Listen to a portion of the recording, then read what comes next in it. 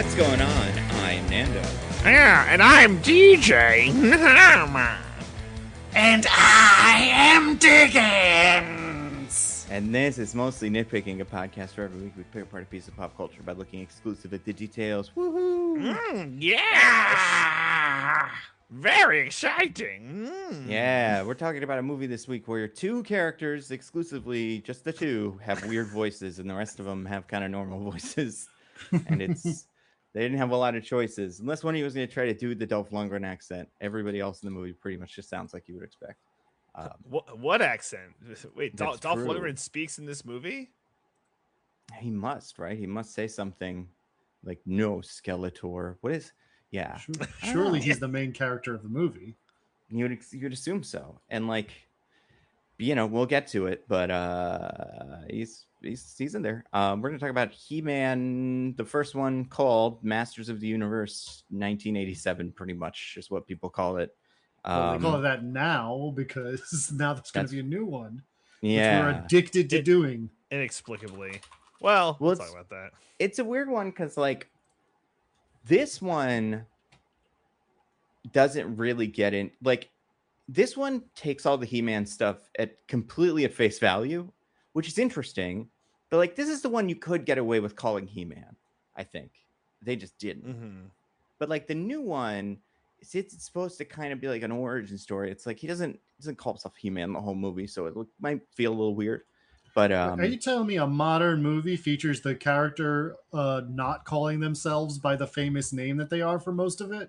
Oh well, trust me, they get into a lot of the names. He-Man's the only one that doesn't get quite the treatment that you would expect. But we'll talk about that next week because that's the other one. That's the one from 2026. But a mere 39 years before that, they made a first version of this movie, and everyone hates it or something. I don't know. Maybe fans like it now. I haven't really figured out where people, if people have come around on it. But we wanted to look at this before we look at the new one. And you know, there's some crossover. It's interesting. I think it's kind of helpful for understanding who some of these guys are. Have you guys ever seen a He-Man movie or show? Does She-Ra count? Yeah. I mean, does it have some of these characters in it? I never watched a She-Ra show. I watched the Netflix one. I could barely remember. I was going to say I have like zero Masters of the Universe knowledge. Like, and it's been so long. But like, when I recall the Netflix She-Ra show, everything was kind of like contained. I'm sure they talked about Eternia. And there were like characters, right? But it's she's a tricky one because she's from a different place and she fights a different villain. So it wouldn't Hordak instead of Skeletor. I see. Okay. Yeah, but I wouldn't be surprised if some of the He-Man characters ended up on that show, depending on where in like the kind of continuity of the relationship they're in, because they do, you know, crossover and stuff. Diggins, have you watched any He-Man stuff? Nope, pretty much not really at all. I think there was like some cartoon I watched like a couple episodes of when I was a kid, but I don't remember anything about it.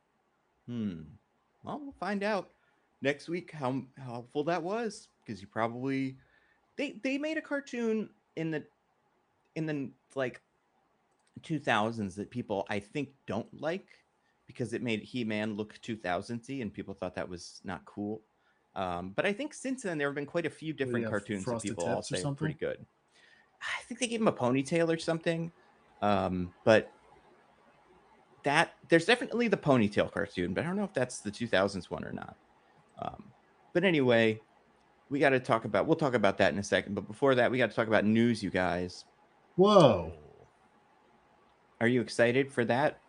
To talk about news? Yeah, that's what my whoa went. Man. Yeah. So here's the news, you guys. Okay. You know they're making that Spider-Man movie, right? I've heard things about that. I think they made it, right? Brand new day. Well, yeah, I guess they made it. It's not out yet, but it's there. You know, did you hear about the revolutionary new filming technique they used for it? That it was invented for this movie and only this movie. I did hear about this. Yes. Did they remove the camera lens from the camera? Oh, that would be revolutionary, and you know what? They probably did that for some of the Mandalorian movie, honestly, because they were just like, "Fuck it, we don't need to see any of this stuff. We'll just figure it out after the fact." But no, this was actually this is a like on-set kind of audible called by one of the actors who came up with this. Diggins, you want to describe it? Because it seems like you're on the ball with what Right. this is. Yeah. So as DJ and I, of course, clearly remember, the Odyssey is coming out this year. Christopher Nolan's movie. That's right. It is. Tickets went on sale today. Did you guys? I was get your gonna say no, because No. you guys want me to make not you guys, but like they want me to make plans like a month plus out in advance for a movie. Like, come on, guys, that's not practical. Yeah, that's fair. Movies aren't concerts.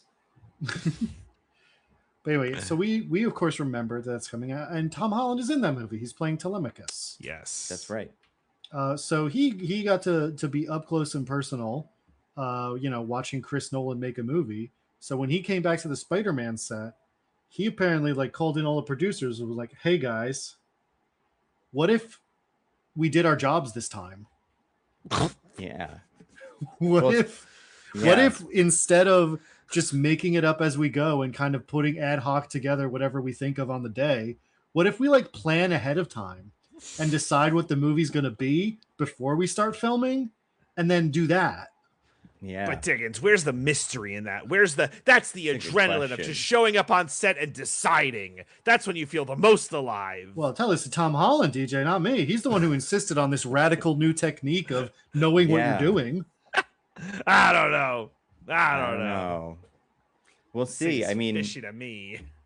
it's pretty funny that he said that, like, and this wasn't like leaked, like, because this seems like something that would be leaked, but also he's like, seems to be pretty proud that he's like, we did this one correctly instead of bad.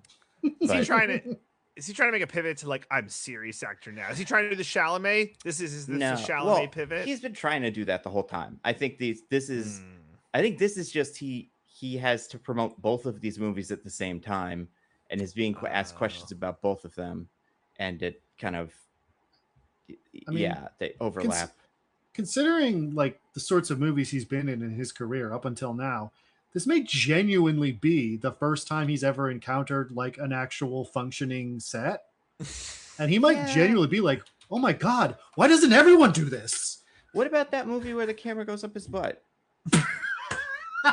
The one Cherry, I think is what it was called. That wasn't that a Russo brothers joint? It was a Russo brothers joint. So it definitely wasn't a functioning set. Yeah, that's fair. What about Uncharted? Remember that?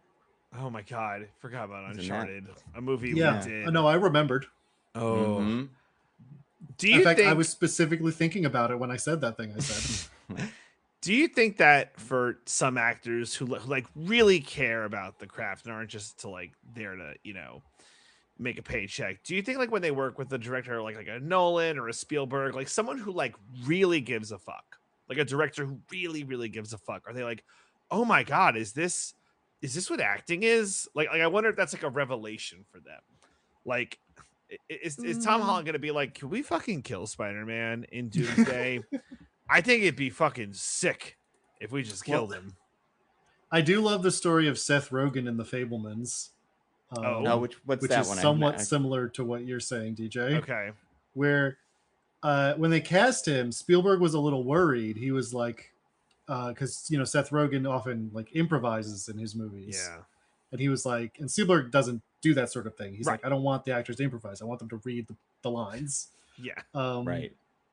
And so like he was nervous that Seth would want to be improvising, but when he came on set, he was like, "Oh man, this is great. This is just a great script. It's all on the page. Just read it." Or should I say yeah. So it's funny in that it, is essentially saying like, "Wow, usually I work with dog shit scripts that we have to improvise to make them good, but this is just a good one." They just next to Donkey Kong, it just said, grunt and mock Mario. I'm like, oh my God, so much work. Yeah, but instead now it's gonna be good. So that's good. You know what? What Nolan filming technique do you hope he brought specifically to Spider-Man? What Nolanism do you want in the next Spider-Man movie? Oh, I mean, well, it has to be non-linear.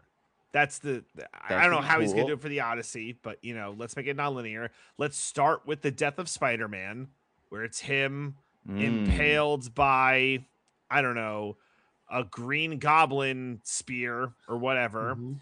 And then it'll be like, and this is how I became this way. And then we'll go to the middle of the movie where Spider-Man is swinging around. And then we'll go to the beginning of the movie where he runs into Mary Jane to the coffee shop and has to decide what to do. Mm. I want Spider-Man to say his famous catchphrase while nutting. Oh yeah, that would be pretty good. And then you Nice. probably where would you want the nutting to be in the catchphrase? Because it is quite a long. With great power comes great responsibility. Do you want it to be on great? Do you want it to be on responsibility, or do you want it to be on power? Because Nando, come on, it's on comes. of course, yes, that's I didn't even think of that. Come on. How does he get through the rest of the line, though? That's tricky. Well, it's Kind of with whispers great it. power comes Yeah. great responsibility. Mm-hmm. Okay. You know, I'm for your excited benefit, for it. DJ, I didn't go whole hog on that one. Ah, thanks, man. You don't have to do that for me. Just, go nuts. That's what the audience wants, I think. I never that know would what the be- audience wants. It would be what the audience wants. I mean, I Let's think assume they've it's that, already though. gotten the main Nolanism into this movie, which is very few black people in it. Just really Tremel Tillman. That's how you know it's a Nolan joint. Well, Zendaya's also in it. Oh yeah, I keep forgetting she's in it. I think my brain is trying to write her out of the movie because she's not supposed to be there, and it would be better Right. if she wasn't in it. But it Yeah, can't help itself. As I fully expected, as soon as they did the whole thing, I was like, oh, they're gonna go back on all the stuff about like, no, he loses all that, and we're gonna move forward and do other stuff. And I'm like, no, they're not. Yeah, I mean they will for a little bit, but then they'll definitely not do that. But it turns out not even for a little bit they did it. That's true. Do you think they're going to kill her? That's very Christopher Nolan, is killing the wife or girlfriend. Yep. Yeah, that's a good point. I mean, they could kill Zendaya or they could kill Sadie Sink's character, to be fair. There are two girls in it. And we don't know what Peter's relationship is with the one that's clearly Jean Grey, but we'll have to figure that out soon. There's a lot of people in that Odyssey movie. Do you think they all went to, like, Tom Holland went to Destin Daniel Craig and was like, we got to do it good like Odyssey. He's like, I know. Zendaya and John Barenthal just told me this exact same thing. Like, this is a revelation for all of these people. Tremel Tillman told me, but he said about Succession or about Severance instead of this. It's the only person who hasn't said that to me yet is Jacob Balaton or whatever, because that Tarot movie is probably also not very good. But besides that, yeah, all you guys have been in good ones. It's gonna be pretty good. Comes out in a couple, 2 months maybe. Less, right? Is it a July release? It is, but I think it's very late in July, so it's technically okay. it's less, but it's effectively July 31st. So okay, Ooh. just squeaking it in. Yeah, we got obviously Masters of the Universe. That could be a humongous movie, and scary movie this week. Next week is Disclosure Day. We're gonna see if aliens are real. And then Toy Story, and then Supergirl. And Nando gets to find out if his prediction that a Steven Spielberg movie is bad will bear fruit or not. Yeah. I mean, it's a prediction that another Steven Spielberg movie is bad. Remember, he made Ready Player One. Everyone forgets that, but it was his movie. We do forget That's that. fair. That's fair. Yeah. But he's not working with, a novel that's Ready Player One this time. That's true. Is this one? Who wrote this one? Is it David Koepp or is it? I gotta check. Disclosure Day. It's David Koepp and him are writers, so it could be anything. We deserve to know. That's the tagline. Don't use that in the game because we all know it's we deserve to know when that comes up, whoever's in charge of it. But yeah, great movies. And then we got to talk about the biggest movie of the year potentially for 1987. And it definitely wasn't the biggest movie in 1987. No, it was most certainly not the biggest movie of that year. Quick quiz. What's the highest grossing movie of 1987? Okay. I can tell you any of the ideas of which ones they are or like what movies are in it, but you just tell me what you think is the highest grossing movie in 1987. Star Wars: Return of the Jedi. Nope. Was that 86? Yeah, that was not 87. Ah, Return of the Jedi is 80. No, 85? 85? 84? 83. I was gonna say, I don't think it was that late. I mean, the first Star Wars was in the 70s. Yeah, true. And they didn't take that long to make them. But no, this is not one of those. Yeah. This is not a Star Wars movie. It's not related in any way to the Star Warses. Terminator 2. No, but you're on the right track. RoboCop. Also on the right track, but no. RoboCop is number 14 on that year with $53 million. Okay. Still, I'm sure, very successful. Total Recall? No, but that would fit right in with some of these. Yeah, I had to double check because I was like, well, he had another movie that year, which also is not the highest grossing movie this year. But I will say it's a sequel to a very popular, not animated or sci-fi movie or anything like that. Can't be Ghostbusters 2. That's impossible. No, it's not Ghostbusters. Was not a big hit. So it's not a sci-fi movie. It's not Aliens. Nope. It's also not Predator, which is the Arnold movie of that year, which is number 10 in domestic box office. 59 million. Yeah. It's a good movie. I will say, I'm willing to bet neither of you have seen this movie. I've seen it, but only because I'm a fan of these movies starring this actor. So much so that I watched the shitty one that came out a year or two ago. Even though it was very good. I think it was okay, but it wasn't very good. Is this Beverly Hills Cop 2? It is Beverly Hills Cop 2. Yeah, these movies were such like juggernauts at the box office. Made 153 million domestic. That was the highest grossing movie. Right beyond that, number 2, Platoon, and then number 3, 125 million, so a little bit less than the other two. Fatal Attraction, which I've never watched. Ooh, sexy. Yeah. Very sexy. Yeah, and there were some sexy movies in here too. 3 Men and a Baby, that was fun. They didn't have sex with the baby. They are guys, but it's a funny. I think one of them was the guy Tom Selleck, right? What'd you say? The 3 men, they had sex with each other, right? Yeah, exactly. Yeah, it's who are the actors in this? It's definitely one of them, Tom Selleck. Anyway, but you guys, those were the movies of 1987. Let me see how far I have to go down to get Masters of the Universe. Let's see, because it didn't. It did really bad, so probably very far. Yeah, it didn't. I mean, I gotta make sure. Okay, it is number 65. It made $17 million. It's not that much. Yeah. I think it cost like 22 million. So yeah, definitely not enough. Yeah, it's it's right around on this thing. It's very near the movie Wall Street. Is 60 on this list. Superman 4: The Quest for Peace is 73. Ooh, that's the one everyone hates. $15 million. Yeah. No one likes peace. Yeah. So yeah, movies are weird. Anyway, we're going to talk about this one. Speaking of peace, he would like peace, but he doesn't get it a lot of the time because because Skeletor does a war instead. We're going to talk about Masters of the Universe. One of the biggest movies of the summer, potentially, in terms of how many dollars it took to make, for sure. We'll see about the rest of the metrics. So the original He-Man and Masters of the Universe movie, 1987, obviously stars Dolph Lundgren and that other guy, Frank Langella. Those are the big two. Jersey's own that we'll talk about. Oh, New Jersey. Oh, there you go. Yeah. Yeah, from Bayonne. He's from here? Oh. Okay. I was going to say that accent. It sounds pretty similar to accents I've heard at my local pizzeria. But that's true. I mean, you joke. I've definitely heard a Dolph Lundgren accent in my days. Where is he from? I mean, he's probably Austrian, right, or something, or like. No, I think he's Eastern European. I think he's.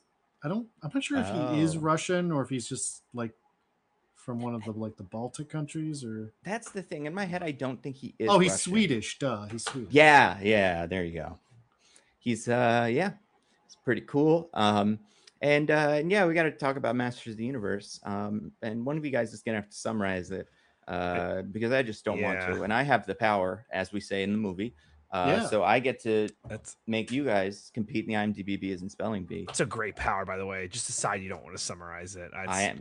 That's why everybody's after it. You know, that's why Skeletor wants it so badly. That's why He-Man wants it so badly. All the other friends of his and stuff. It's great. Beastman probably wants it. I don't know, right? Beastman definitely wants it, but he wants it because Skeletor wants it. I feel like you know, I think Evelyn might just want it, but the other ones, I'm like, yeah. It's hard to say what her designs on the power would be. But anyway, we're going to talk about the power that I have. I'm going to wield some of it to make you guys give me IMDb summaries for the movie Masters of the Universe. And the summary for this movie, it comes from an incredible place. They all come from incredible places. This one comes from the depths of the ocean. There's big old fish that have lights. They're not bioluminescent fish. They're like the kinds. What's the kinds that like they like trick you into thinking it's a different thing? You know, really freaky looking ones. Just like anglerfish. Oh, there's anglerfish. Yeah, it's like an anglerfish. The people don't know about anglerfish is the light that they have isn't like a constant. It's not just like always the same lumens or whatever the word would be. It actually kind of oscillates, goes up and down. So what happens is when they show a movie, they drop the movies to the bottom of the ocean with a little camera. Then first one that gets eaten by an anglerfish, because anglerfish love eating movies. And by movies, I mean like a little thumb drive.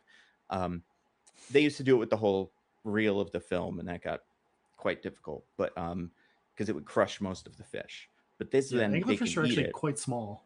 Yeah, but they eat this, and then they test the luminance of the different the light signatures coming off of this thing, and that's able to translate into a code that is translated secret code. None of us know what it is, but John IMDb knows what it is, and then he interprets the codes and writes down the summaries for movies.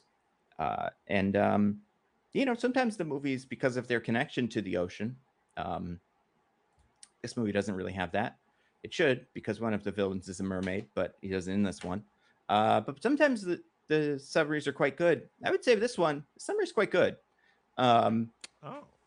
I would say it's not an incredibly faithful summary of this movie, but in terms of getting stuff wrong, it doesn't do that, really.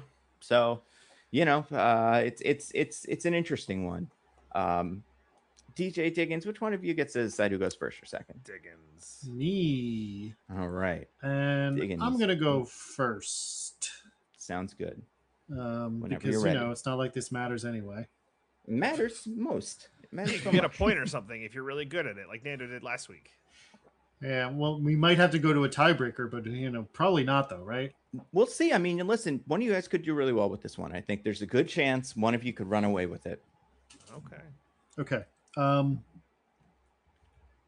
After Skeletor, the evil overlord Skeletor claims the power of Grayskull, He-Man and the Masters of the Universe must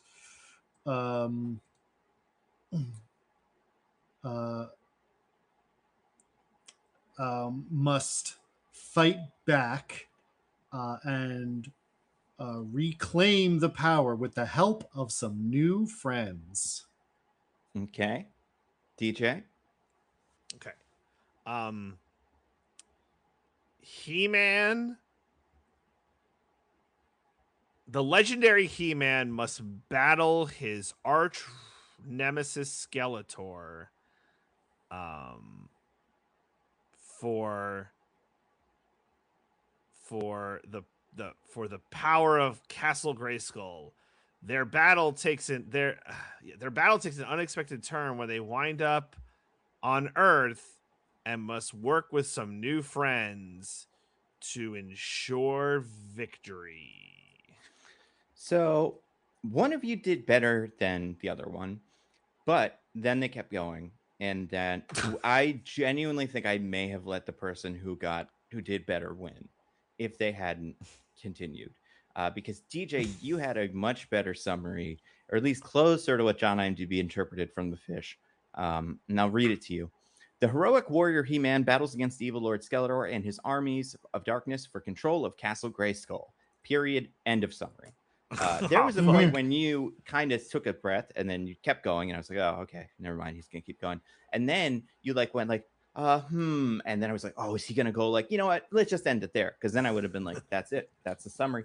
And Diggins, yours was fine, but the meter of it, DJ, got very very correct in the beginning, and I was honestly kind of surprised. Unfortunately, neither of you did incredibly well.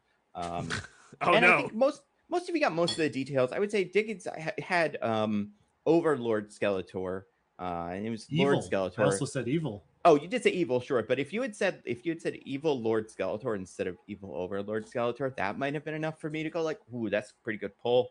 I love these post hoc justifications. I know, listen, they're very. I don't need them because I do have a tiebreaker, so I'm going to use it. It's very handy. Of course you do. And this is a classic tiebreaker. We've never tried this one before, but I think it's going to do wonders for us here. And honestly, we don't have a lot of opportunities to use this tiebreaker, so I think we're going to use it now.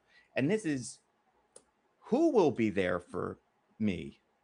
And this is a little game. I don't know if you noticed, one of the stars of this movie, Courtney Cox, was in a television show called Friends. Yeah, that's true. It was a very popular show in the 90s. The second actor in this movie was also in the show Friends. Oh, really? Which one? Christina Pickles, the sorceress, plays Monica and Ross's mom. Oh, wow. That's cute. Good for her. Well, I guess I'm crossing this game off. No, that's not the game. What this game is, as you must know from me saying at least one of them, there were 6 titular friends. That's true. They all had weird careers, I would say. I mean, some had more successful careers than others, post-Friends, pre-Friends. Some came into Friends with a lot of work under their belt, some didn't. But they all lived, lives as people in Hollywood and had many projects to their names. This is a good example of one that, like, Courtney Cox did this movie. And it's like, well, that's weird. What I have here are a list of movies. I want you have to chat with me like we're doing the Discord chat or whatever. Sure. Okay. And I mean, I can also just open up chats on this thing because is there a way to do this? No, there's not. All right. Anyway, Discord. So we'll do Discord. Okay. This is going to be really simple. I'm going to give you the name of the movie. You have to tell me which actor from Friends was in that movie. It is only going to be the 6 main characters on Friends. It's not going to be like guest stars and stuff. Because there's lots and lots of them, and I'm assuming there is some overlap there. But mainly, we're talking about. And do you guys want to hear? Let's name them in order of alphabetical order, starting with who's the first friend in their last name, alphabetical order. From probably Chandler, right? Chandler Bing. No. In the actor's name, like the actor of the. Oh, Jennifer Aniston. Jennifer Aniston, correct. Then. Alphabetically. Courtney Cox. Courtney Cox, correct. After that, it's Lisa Kudrow. No, it is Lisa Kudrow. Okay. The women go first, and then the men. Okay. So then we have right after Lisa Kudrow. Is it Matthew Perry?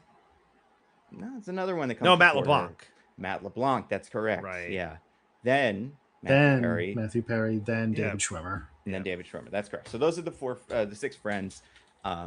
And yeah, you're just gonna open up a Discord chat with me, and you're just gonna type me the name of one of those friends for each one. I have a list of quite a few here. We'll go through them pretty quickly, and whoever has the most at the end will win. Got a 1 in 6 chance on all of these, so exactly. Mm-hmm. So and it's just like rolling a die. I'll tell you this: there's a relatively even amount per people. I chose a couple of movies per guy, so this is not going to be one where like it's all Matthew Perry movies as a bit.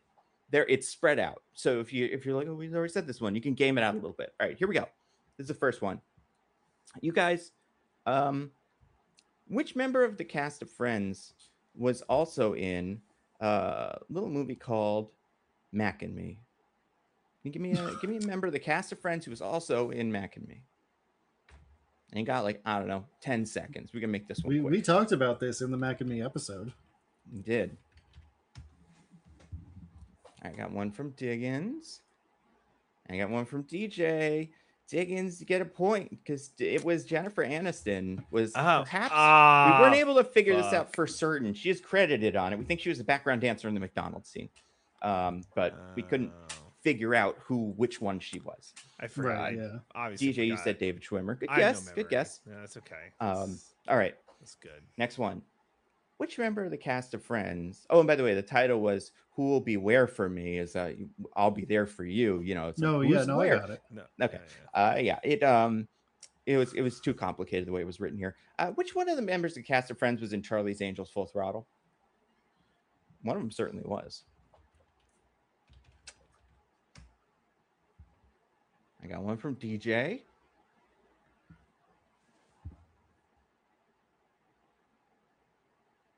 One from Diggins. Okay. DJ, you said Courtney Cox. Diggins, you said David Schwimmer. Both of you are incorrect. He was in both of the Charlie's Angels reboots from the 2000s. Matt LeBlanc played the boyfriend of Lucy Liu's character in all of those movies. All right, next up. Let's look at this. This is a movie. This is a movie I had to look up. It does exist. It's a real movie called Breast Men. I'll even give you a summary for what this movie is. It's a movie about two men who invent a better breast implant or something. I don't really remember because I've never seen it, but something like that. It is about boobs and guys making boob stuff. Now, that doesn't say it might not be one of the men in the Breast Men. Maybe one of the women in the movie, but which one of them is played by a friend? Or which friend is playing that role? Okay.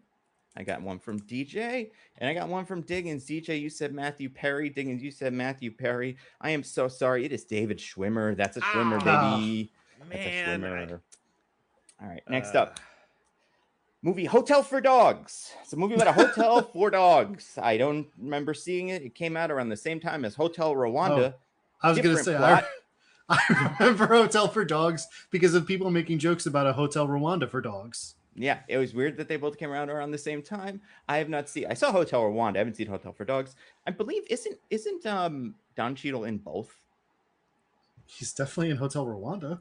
I think he might be in Hotel for Dogs too. No, he's not. Well, hold on. Let's see. I mean, there is this person who's he is in both. That's the funny part of it. Really, is like they came out the same year or around the same time, and he's in both. Anyway, I have answers for both of you guys. Hotel for Dogs. DJ, you said Courtney Cox. Diggins, you said Matt LeBlanc. I am so sorry. It is Lisa Kudrow is in Hotel for Dogs. I almost said that. She plays the female lead in the movie. Yes, that is correct. Oh, okay. All right, next up. The 2000 and I believe 5 remake of The Longest Yard. Which friend was in that? One of the friends was in it. Which one? This one I actually know. So far, you only have 1 point on the board. It's Diggins's. DJ has 0 points, so it's got to really turn this around soon. That's not where I'm typing. Diggins, you have a guess in. DJ? All right, DJ says Jennifer Aniston. Diggins says Matthew Perry. You're both wrong. It's Courtney Cox. Courtney Cox is the girlfriend in the beginning of Longest Yard. She is Adam Sandler's girlfriend. I'm thinking of the whole 9 yards. Fuck. Yep. I was don't know. We'll get to it maybe. Next up. Fuck. Which member of the so far he's 1-0. We've gone through almost every Adam Sandler movie. How is it not Jennifer Aniston? It's like they weren't friends yet, I guess, because they're friends now. But like back in then, it was. I honestly think also this was too small of a role for her at the time. 2005, Jennifer Aniston. Yeah, that was such a bit part. Yeah, this is something that like was a little role. All right. It's a movie called Ed. It was from 1996. It was about a baseball playing chimp. Which member of the cast of Friends was in Ed? I think I've got one from Diggins. I've got one from DJ. DJ, you said Matthew Perry. Diggins, you said David Schwimmer. This is, in fact, a Matthew LeBlanc. This is Matt LeBlanc. How is this game the main so hard? guy in it, too. I know, right? God. I am. To be fair, I'm keeping some of the easier ones out because it's not as fun. But I'll give you an easy one. It's right over the plate. Ace Ventura: Pet Detective. Which member of the cast of Friends plays a pretty sizable role in the first Ace Ventura: Pet Detective movie? By sizable, like I would say they're probably top 3, top 4 on the billing. You know, behind obviously Jim Carrey, and then I guess I don't know Dan Marino or something. Who's third on that one? All right, I've got an answer from. Got big billing. He did. He was in it more than you'd expect. I got an answer from Diggins. DJ, have you given me an answer yet? I don't think you have. All right. Give me a friend. All right, DJ, you said David Schwimmer.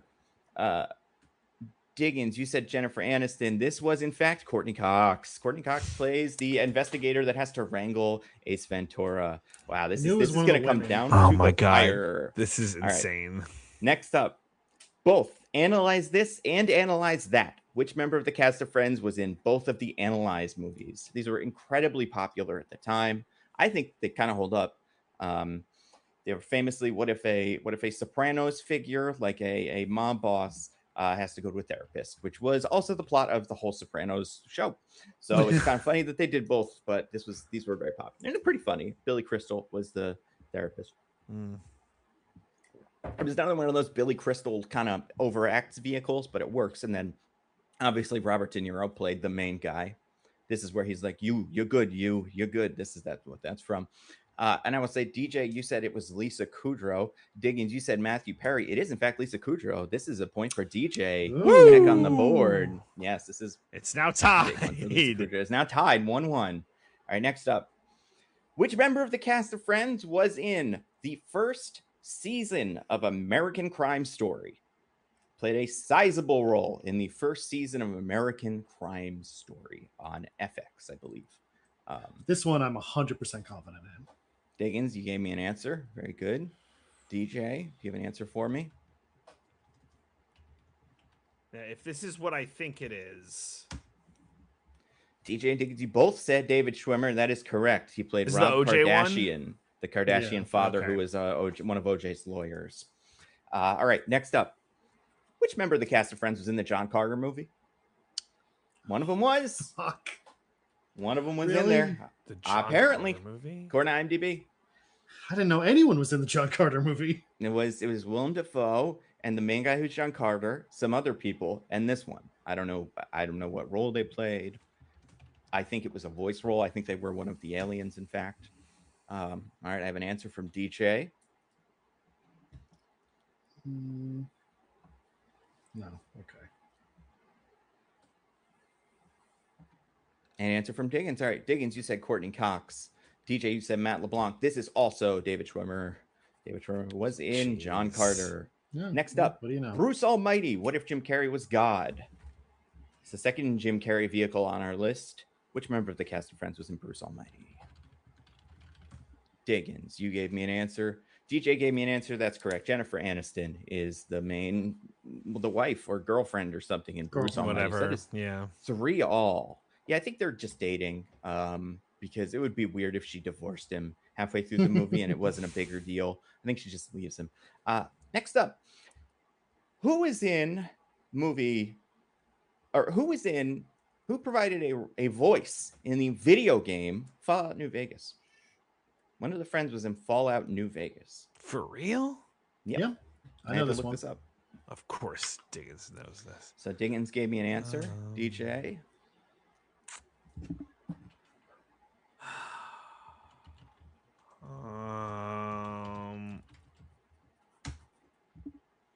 All right, DJ, you said Courtney Cox. Diggins, you said Matthew Perry. It is in fact Matthew Perry. This is Matthew Bada Perry's bing, first thing bada on the board. boom. Here Who we is, go. who is he? He plays Benny. Yeah, Oh. Benny's the guy who shoots you at the start of the game. Oh, very good. Yeah, okay. Yeah, Matthew Perry. Wow. Interesting. All right, next up. Who is in the movie Barnyard? It's an animated Disney movie about cows or something. One of the friends had a voice role in Barnyard. Was it a big role? I don't know. Never seen it. Probably not nothing, because they were a pretty big deal then. So yeah, which friend was one of the cows or pigs or perhaps a farmer in the Barnyard movie? All right, Diggins, you gave me a name. Or DJ gave me a name, excuse me. Diggins, you're typing. All right, let's just go with this. Yeah, take a guess. You never know. Roll the dice. Roll the dice. There we go. All right. You both said Lisa Kudrow. It is, in fact, Courtney Cox. Courtney Cox is in Barnyard, you guys. Of course. Only a couple left here, so we're going to Yeah, this is gonna be tight. Ooh. You guys, who was in Fools Rush In? There's a movie about Sorry. a man and a woman who get pregnant or something. Which one of them or other people was played by a friend, and which friend? Give me the friend. Fools Rush In is the name of the movie. The movie is called Fools Rush In. I watched it as part of Spanish class. It was a weird movie to watch in Spanish class. I thought you were about to say I watch it as part of this game because that's how much dedication Oh, you that have, would Nando. No, I do kind of like this movie. Like, it's a charming little movie starring Okay. Selma Hayek as the woman who gets pregnant, and it's about like a shotgun marriage or whatever you would call one of those. Sure. And the man in the movie who gets her pregnant is played by Matthew Perry. So DJ gets a point because DJ said Matthew Perry was the guy. Diggins, you said, I believe, Matt LeBlanc. Or yeah, you said Matt LeBlanc. Now, it's a very Matt LeBlanc-esque plot line. I'll give you that. This is something that would happen to that character for sure. All right, next up. Which member of the cast of Friends was in the movie Lost in Space? This is a movie made in 2001, I believe, is a remake of a popular television show about a family, the Robinsons, who are stuck in space. This is where the catchphrase "Danger, Will Robinson" comes from. That's where the robot says it. I don't remember the name of the robot, but it's a pretty iconic robot. I think if you saw it, you'd be like, "Oh, that thing." This was kind of a more they were reinterpreting. I did too, actually. I think I remember seeing it for sure. And we've definitely talked about it on the pod before because it is a movie that starred Matt LeBlanc as, I believe, the older Will Robinson, which you both remembered. So there's a point for both of you. So we have 3 more. There are 3 more. Tied? It is tied. You both have 5. Jesus. Why am I even doing tally marks if I'm not going to do the 5th one? Is the slash. Okay, here we go. 3 more. 3 more friends. You guys, which friend was in the movie Leprechaun? This is one of the first movies one of the friends was in. This is a horror movie where a leprechaun gets you or something. I assume very similar to the one in this movie. That is a scary little guy. Honestly, yeah. Although I believe that one is Warwick Davis. I've never seen Leprechaun. I know I've seen Leprechaun. Well, no, I'm thinking actually of Troll. Which one is the one where the guy's like, she's killing her and it's gonna kill me? Is that Troll? I think she's eating him. Yeah, and then she's going to eat me. Oh my god! That's Troll 2. Troll 2. Okay, yeah. So I know nothing about the Leprechaun movies, except for this. I know that Jennifer Aniston plays the main character in Leprechaun, which means you both get a point. And by damn it, DJ, stop knowing these. A character in Leprechaun. He's heating up. It's I believe her first role, one of her first roles. So pretty significant. You guys, the comedy from the early 2010s, Neighbors. Zac Efron is in college and he's a little bit of a headache for the couple. Which member of the cast of Friends was in Neighbors? There were a lot of famous people in this movie. This cast of Friends person, I believe Hannibal Buress shows up in this movie. I think he's like the cop or something. He plays a cop, yeah. Yeah, and then obviously the Seth, whatever his name is the main one. And that's big. All right, we have different answers here. So it's very exciting.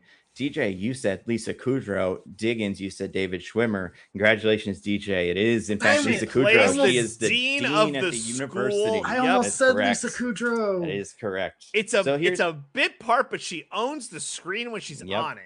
It's spectacular. I've never seen this movie, so it's great. Yeah, the first Neighbors is pretty funny. I think I saw the second one. I don't remember if I liked it or not, but not nearly. It's not like a 22 Jump Street where it's like, oh, it actually is right there with it. It's not. Well, it's the one that introduces a sorority, right? That's like the new kind of threat to both of them. Yeah. Zac Efron has to team up with the couple. Yeah. Right. Yeah. The old friends to enemies to lovers arc or whatever. Yeah, they have a threesome at the end, right? I mean, listen. I wouldn't put it past them. Isn't there a new movie where Seth Rogen has a threesome or something? That's the vibe of the trailer, but I don't know if that's what it actually is. If it's not a threesome, it's like a couple foursome kind of thing. I think that is what it's about.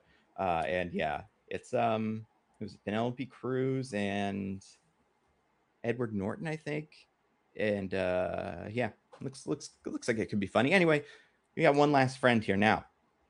It is currently DJ has one more point than Diggins. So if you Oh, get this right, no. Diggins, and DJ gets this wrong, we can go into overtime. I can find more of these. Uh-oh. But DJ, either you get it Alright. right or you Well, if we you, both get it wrong, both then get it wrong, then you yeah. will be the winner. No pressure. This is the, I believe, 2006 movie Zoom. It is a what if superheroes were kids, and they had to all live in a little school or something. There was a little girl who could do super strength, and some adults around them that were their handlers, I believe. One of them was played by a member of the cast of Friends. It was a huge bomb. Some of the kids in it are kind of interesting because like they happened. Like I believe I'm gonna look at the list now. Yeah, Kate Mara. This is one of her first movies. So yeah, and this other person was in it. Tim Allen played the main guy. All right, DJ, you said David Schwimmer. I did. Diggins, you said Courtney Cox. Welcome to overtime. It is in fact Courtney Cox is in the movie Zoom. That was a shot in the dark. She is the female lead in the movie opposite Tim Allen's Jack Shepard, aka Zoom. Damn. Okay. Oh dear God.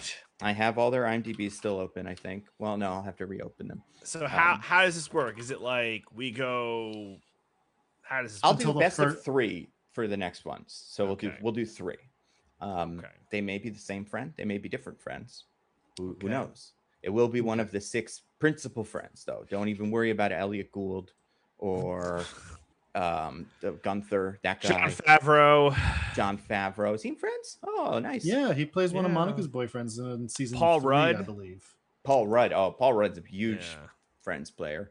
Okay, so I'm just gonna kind of at random find a thing that one of these friends was in. And we're gonna see how it goes. Okay, let me just double check because I want to make sure none of the other friends were in this as well. That is important. And it looks like the answer is no. All right, so first of 3, which friend was in The Boss Baby? One of the friends had a voice role in The Boss Baby. The first one, I assume. Yes. The Boss Baby from 2017. A suit wearing, briefcase carrying baby pairs up with a 7-year-old brother to stop the dastardly plot of the CEO of Puppy Co. In case any of you are going to get confused with other Boss Baby movies or shows, because they made a show. That's right. These of you guys seen any of the Boss Baby movies? I saw the first one. Me too. I saw the first one. So Diggins probably knows this one. Nope, neither of you do. It's Lisa Kudrow. DJ, you said Matt LeBlanc. Diggins, you said David Schwimmer. She plays the mom in Boss Baby. So back to the friends board. I'm going to look through a different friend's name, or possibly the same friend. I was going to say it could be the same one again. You never know. Yeah, and there were a lot. They did a lot of work. Some of these, I know. So I went and scanned them, and then I went back to scan the Lisa Kudrow one just to see if you'd be like, is he going to do that one? I didn't, but I did. Now I'm doing it, and they've. So okay. Next friend. You guys. See, I want it to be something you guys would either know or have heard of, because otherwise it's no fun, or it like existed during our lifetime. So like, let's see. Okay, hold on. I'm gonna find one. I'm gonna find a good one. I feel like their careers mostly happened during our lifetimes. That's a good point. Yeah, not a ton of surprises. Yeah. Okay. You guys. Which friend was in the movie? Let me just double check to see if there's no other friends in this movie. Everyone on set had a purely professional relationship. It does seem like it. So as far as I can tell, there was at least one friend in the 2016 movie Mother's Day. This is one of those Gary Marshall holiday movies. Which friend is in Mother's Day? Was this like a theatrical release, or was this like one of those? That's a theatrical release. Yeah, those come out in theaters. They're just, They're relatively cheap. They got a lot of it's always one of those movies, and this is why this is an interesting one with a few stars in it. So it's like, ooh, who could it be? And I will say the DJ for this one, you said Jennifer Aniston. Diggins, you also said Jennifer Aniston. That's probably because the correct answer is Jennifer Aniston. Jennifer Aniston is in the movie Mother's Day. So we're down to the last question again. Down to the last question, and that's just how it goes sometimes. Yeah. Oh God. All right. Oh, this is a good one. All right, you guys. Let me just double check again. Make sure there's no other friends involved. Because that wouldn't shock me. Just double check. I'm going to go through because this one is maybe a little long. Oh. There is a second friend in this one. Ooh. Spicy. Is it worth doing this and then being like, which one of you can guess either of the friends? I think that might be how we'll do it. Or both. Maybe I'm just going to make try sure. to guess both. Or both. Yeah, that's so you true. could get 2 points from this if you brought it. Yeah, I just want to triple check and see if there's not a third friend in here. But I'm guessing. Give us a movie with all 6 friends. See if we can guess. Yeah. I feel like I've looked at their IMDb pages enough recently that I kind of recognize all the friends and stuff they haven't been in. I'm surprised I didn't notice this. There are a lot of people in this, to be fair. So this would it's technically possible. I think I'm probably gotta be pretty close to the end of this list. There's a third friend who's had a cameo appearances themselves. A yeah, third honestly, friend has hit the tower. I don't know if there is. I don't think God. there's another friend on this list. I think there's 2. Disney Channel's television series Hercules. This is based on the movie Hercules. Featured 2 friends in the cast. They were not major characters. They both played characters that by name you probably recognize. And they were both in more than one episode. That's why I feel like they pretty much count for this. Oh, I see. And we're going for the whole series, not series, all 65 episodes of Disney's Hercules, which is that's how many there 65? were. 65? Oh my God. I know. And it did have Tate Donovan came back as Hercules. Right. James Woods was back as Hades. I don't know about Meg. I don't think Meg was in it. She wasn't in Paul the show, Schaefer's back as Hermes. So yep, that's her again. What'd you say, Diggins? Meg wasn't really in the show, so yeah, because this was like a him going to college kind of thing, right, or something. High school, an in between kind of deal. Yeah, it was an interquel. That's right. It was part of the song that we skip over.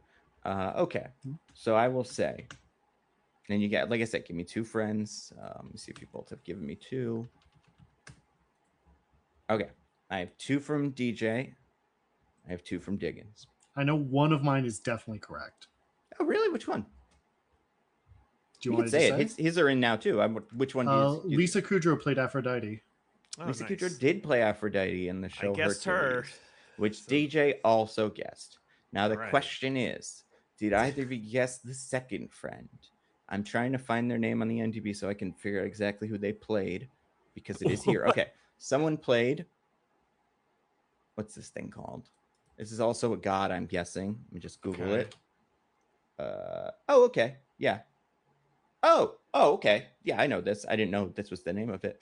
That makes sense why they're in the episode. It was probably the same episode as Lisa Kudrow was in, because one of the characters in Friends played Galatia, which is Galatea, which is the statue created by Pygmalion, right, or whatever, that guy. Yeah. Mm-hmm. In the image of Aphrodite. And DJ, you said David Schwimmer. Diggins, you said Matt LeBlanc. It is, in fact, Jennifer Aniston. Also flipped it, but doesn't matter. Yeah, I said David Schwimmer. Whatever. Yeah, you both got it wrong. Didn't matter. When we go to double overtime, my God. Double overtime. Now I think we're just in penalty kicks at this point. Yeah, it's just whoever gets the next one, whoever gets one right that the other one doesn't get first wins. All right, sudden death rules. Sudden death rules. Question: which one of the friends was in the 2007 movie P.S. I Love You? So it's a movie about Gerard Butler, and then Jennifer. No, what's her name? Aniston? No, it's not. No, it's not Jennifer Aniston. It's Love Hewitt. It's another. No, it's another actor that looks like a Jennifer. Oh God, Hilary Swank played the It's not a mother Jennifer in at all. No, but doesn't she? What's the actor she looks like? Jennifer Garner. I feel like she looks on the poster. She looks just like Jennifer Garner. But it is not Jennifer Garner. She's not in this. Do what you will with that name being used. DJ, do you have a question? Or I'm saying I sent. Oh, okay, good. My heart goes out to you now. Yeah, I was gonna say. All right, one of you did get the correct answer. Uh-oh, it's over. DJ, you said. Well, do you want to say which one you said, DJ? I said Lisa Kudrow. Diggins, which one did you say? I said Courtney Cox. Has either of you seen this movie? Nope. Okay, good. Not good, but if one of you had, then I'd be like, well, that's how you knew. It is, in fact, a Lisa Kudrow movie. This is she plays Denise, one of the people in it. I'll be honest with you, Lisa Kudrow is in a lot of things. She, I think, has the most prolific career out of all of the Friends. So it was easiest to find things that she was in that we may kind of recognize. So DJ with 1 point over Diggins, just really pulling it out at the end. Golden goal. Yep, golden goal. And thanks to Lisa Kudrow, who was also in the show Time Bandits. They did a remake of that. She was also in Easy A. That I think that one, right? Yeah, she was the mom. Yeah, that was one of the ones that didn't make it to the fun ones. And then I think we determined neither of you have seen the movie Booksmart. I've seen Booksmart. I haven't. Oh, really? Oh, you've seen Booksmart? Okay, she was in Booksmart. That was my other one. She was the principal, right? Yeah. Didn't we do that for the karaoke one and you guys didn't get it because you didn't? Well, I don't remember the karaoke scene, but I have seen the movie. I gotcha. All right. Yeah. Well, anyway, sorry about that, Diggins. DJ, you won because you know Lisa Kudrow's body of work better than anyone. See a Lisa better Kudrow than she does coming from a mile away. Yeah. She can't even remember where these residual. By the way, there is at least one other Friends actor in the Hercules TV show, because as we discussed in his episode, Joey's dad plays Phil. Oh, okay. Yeah, I was gonna say I was so thorough, but yeah, I feel like there's a shitload of actors on that show. Like there were so many, and so many of them were like famous and were in one episode that I was like, I'm gonna miss one of them. But it really was just those two, it seems like, and they were in the episode. I wonder who was the other guy, like who played, because I bet the other person was someone famous, right? You'd figure. But anyway, DJ. Who played what? The other guy, the guy who makes the statue, right? Pygmalion? I don't know. Yeah, because like you'd have to figure if they're both in it as the two friends, and this is while the show Friends is going on. I wonder if the other one's on it. Maybe they got Brad Pitt. Oh, that could have been it. It seems like they got them back, or that was the first episode, and then Lisa Kudrow came back to play Aphrodite later because Aphrodite is like obviously more of a big deal. But yeah, the episode Hercules in the Dream Date stars Calvert DeForest as Pygmalion. Probably just some Jodie Benson. Yeah, just some guy. Yeah. There you go. And then yeah, Jodie Benson played Helen of Troy. That is Ariel, so that's fun. All in all, a great movie everyone loves. Oh, Sarah Michelle Gellar was Andromeda. I think I watched this show when I was a kid, and I think I kind of liked it. Not this episode, I definitely but did. like the Hercules show. Oh yeah, because Aphrodite's like purple. Anyway, DJ, you won. Congratulations. Would you like to tell us what you thought of Masters of the Universe? Yeah, so as I mentioned at the top, I'm not really a big Masters of the Universe guy. I've never really just I don't know, just never grabbed me or watched any of the stuff or had any of the toys or whatever. So I don't know anyone. I'm like, I know Skeletor because the memes, and like I know He-Man because he's like enough of a zeitgeisty guy that I'm like, oh yeah, that guy. But like, I'm like, why doesn't he wear anything? Like, why like that can't be helpful. And like, why do they have? If you were that's that the most shredded, homophobic thing you've ever said, DJ. Yeah, you canceled. I mean, no. Like, all right. Well, I'm not going to defend my position. I'm just going to explain. Like, practically speaking, they have guns and stuff, and like everyone else has armor. So I don't know. It just doesn't seem normally have guns. This is, I guess, we'll get into it in the movie, but that's part of the charm of He-Man. Is it's all of these weird like worlds, this barbarian world and the science fiction world and the magic world all mixed together. And I knew that much, so I'm like, well, like why? You know, if they have like laser guns, like anyway, whatever. And Skeletor. I thought this movie was like honestly like fine. I didn't hate it. I didn't like it as much as Street Fighter. I feel like similarly though, the guy who plays Skeletor is given an all-time performance, and it felt like he was all in. Right? I don't know what we're gonna get from a certain Skeletor that we're gonna see next week, but I can't imagine it's as good as this. Because all I'm saying is I hope that movie doesn't have any teenagers in it. If that Skeletor's going to be around. God. But like, so that's fun. I think the problem is that we don't spend enough time with like He-Man and his guys, because I think that's what helps. Like, He-Man's in this. I don't. Yeah, I think I remember if He-Man was in this movie. Yeah, which one is that? Is that the boyfriend or the other one? I think it's the little dwarf guy with the key. Oh, of course. That's supposed to be his nickname. Yeah. Sorry, man. This guy probably important. We don't spend enough time with Tila. Tila really moves the plot forward, and when she's not there, it's like, what's going on? Tila, the warrior that's princess weird or whatever. I guess to be fair, the name of the movie is Masters of the Universe, not He-Man, but it's like your main protagonist is not in the movie. So then it really falls. Should they move to LA or not? You know, that's always been the premise of that. So right. So when we're just running around with like Courtney Cox and boyfriend and guy and weird cop, like on Earth, it's strange. And it's weird. Like it feels so disconnected. Like it's like a different movie. But like, again, I didn't hate it. Because it's not that long. It's like basically a tight 90. But you know, when an hour 48. You know, it's an hour 48. Oh my god. With DJ though, I think it moves. I think it's got good pacing. I'm not sure why. It's hard to pin down, but I felt myself being like, oh man, I'm almost done with this. That's crazy. Right? Yeah, exactly. Yeah.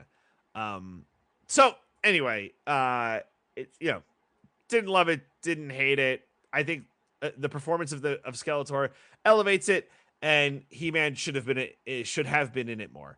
But I'm sure we'll discuss that.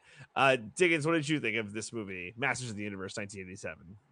Yeah, I would say fairly similar. It's like there's like campy, fun 80s movie things about this, especially Frank Langella as Skeletor is having the time of his life. Yeah, it's so good. Mm-hmm. So like that's lots of fun. And some of the goofier aspects of it are just charming to me now, because it's like not really a thing we get in movies anymore. Is this sort of like very very sincere kind of goofiness. But it's not like super well executed. The effects are pretty terrible. What? There's a scene, I'm sure we'll talk about it, but there's a scene where he's riding around on a hoverboard. It looks so bad. Was that fake? I thought they had real hoverboards for that. I think they had him standing up on wires or something. It's like literally hoverboards. God, like I can't remember what this is. I remember like a joke thing someone made of them like being Sonic running on like a field where it's basically just like them being dragged cursor around a screen, and it's basically that. Yeah, it's that one guy sliding down the hill in the new season of One Punch Man. They were really making fun of. It's that. But anyway, it is also, as we've been hinting, basically not about He-Man at all. It's really about these two teenagers from Earth. Except it switches which of the teenagers it's about halfway through, so even that is kind of like, who am I supposed to care about here? Yeah, you're supposed to care about that one little guy. That's all. And the police detective. And the detective, yeah, or whatever he is. Yeah, police enforcer or something. So it's kind of a mess, and it's not that great, but there are charms to it. I think this is the kind of movie that would be fun to like watch with friends, to be like, oh, look at this weird old movie, and like have fun with it that way. But it's not particularly good, but yeah, it's fun enough. What about you, Nando? What did you think? This movie's bad. I don't know if something happened to you guys on the way to the podcast, but it's a bad movie. Yes. Yeah, it is. No, it's bad. It's here's what's bad about it for people who haven't seen it. Like I said, no, they're not in it very much. The He-Man guys. Also, Attorney is not exciting. You barely ever see it. Very few He-Man characters in this as well. It really is on the good guy side. He-Man, Tila, Man-at-Arms, and then the bad guy side, Skeletor. A couple of characters that were invented for this. Evelyn, Beastman. Maybe one of the other ones was real, but like, it's not. If you came here looking for He-Man guys, you would have been disappointed. There's the teen romance, which is boring and weird. There are bits of it that are kind of kooky, and like Dolph Lundgren looks great. Like he's in incredible shape doing all this He-Man stuff. So like I feel like there is an element of it that's just like they did get the guy that is He-Man, so that's kind of cool. But you know, he's bad at it because there's nothing for him to do. At one point they have a big parade float that they roll in on, and that's pretty exciting. I'm like, did they actually bring that to whatever town this filmed in? That was kind of interesting. But yeah, no, Gwildor is horrible, and like I think Gwildor has a very Poochie thing going on, and like I think that was how he was taken in the time, because the He-Man fans were like, we didn't like Orko, but we at least knew who Orko was, and like now we got this guy doing Orko shtick. We didn't like Orko when you gave us knockoff Orko. Yeah, and like I do love this movie for the purpose of it is one of those movies that just like it reminds me of the Mario Brothers movie, where it's just like technically it is the movie based on the thing, but like fans of the thing would hate it because of all the weird choices they made that you would figure were budget related, where it's like, oh, we filmed it mostly on Earth. Like, sure, that one makes sense to me. But also, yeah, why they use Gringor or whatever instead of some of the other He-Man characters that are kind of like that. And I don't know, but I bet enough time has passed that we've come around on him too, and he's now a fan favorite character in the He-Maniverse. I couldn't tell. I think he's canon now. Yeah. I mean, yeah, Gwildor. Well, Gwildor is made for this. I believe Karg was also created for this. My favorite character, Karg, and he does show up in the new one. So, like, I think he got grandfathered into He-Man canon. I have never seen some of the other. I don't remember Blade. That's the thing with some of these guys. They don't seem quite interesting enough to be He-Man guys, because He-Man guys have kind of weirder names than Blade. like Sorod and Beastman. Feels legit. Yeah, I'm not positive about him because I knew there definitely were like snake themed guys. And Karg. And Karg, who's just don't some get me started guy. Karg. Yeah. Oh yeah, it looks like I don't know if I could explain it, but I fucking love Karg. We'll talk about Karg. I it looks want like to talk about Karg. Sorod was an original He-Man character. In fact, but this is the classics line. Maybe not. He may have also been created for the movie. Anyway, it's weird. Frank Langella is doing well. Having seen the new one and knowing what Jared Leto does, it has become very clear to me that Jared Leto is doing this because this is also not Skeletor. Like, Skeletor has a very distinct whole deal, and like this is kind of like a take on that, but it does not really sound like Skeletor, and I think it's fine. But watching the Jared Leto version, I'm like, oh, this is what he was referencing, because no other Skeletor has ever sounded like what Jared Leto does except for him. The standout here is obviously the cop. He's great. It's the worst character ever. Yeah, he sucks. And the movie's not good. Just because he's a cop, but it doesn't not just because he's a cop. Although he does cop it up in ways that are like only a cop character could think he can get away with this. So it's although I do like his ending, so I can't fully hate what happens to his character. He's the only one that makes the correct decision. The movie's bad. Not surprised that everyone hates it. It's weird, and I like He-Man too. I've never watched the old shows, but I love the cartoon. Like, I love the action figures. I like looking at them. I think it's fun. I think all their deals are fun. But yeah, I could tell this is a pretty bad representation of them. Yeah, I mean, I think you brought up the Mario movie, and yeah, when I say I kind of like this movie, I kind of like it in the same way I kind of like the Mario movie. Yeah, I know it's not good, but I think it's kind of charming. Well, I will say, like, it's interesting that we did this within, I guess, 7 years of like it coming out. The Street Fighter movie comes out. I think the Street Fighter movie has a lot of the same stuff in its DNA, but I think the Street Fighter movie is a way better translation of a thing. Like this and Super Mario and what's the other one? There's another one of these from right around this period. Really fucked these up. And we got a couple of them later, like Street Fighter, where I think they got closer to what they should have been the whole time. And they still fucked up all the lore by making, Guile also a Swiss guy or whatever. Belgian, right? That's what he is. They couldn't help themselves. But yeah. Also, the other thing, movie's not gay enough. He-Man's got to be. It's the most homoerotic thing ever, and I do think this movie is just kind of. It's weird how much. It's very sexless. None of the characters seem to recognize that He-Man is a giant muscle man. Like when multiple characters see him, they're just like, "Oh, is that He-Man?" Okay, and it's like. Or they're just like generally freaked out the same way they're freaked out when they see Karg. Right. Yeah. It's a weird one.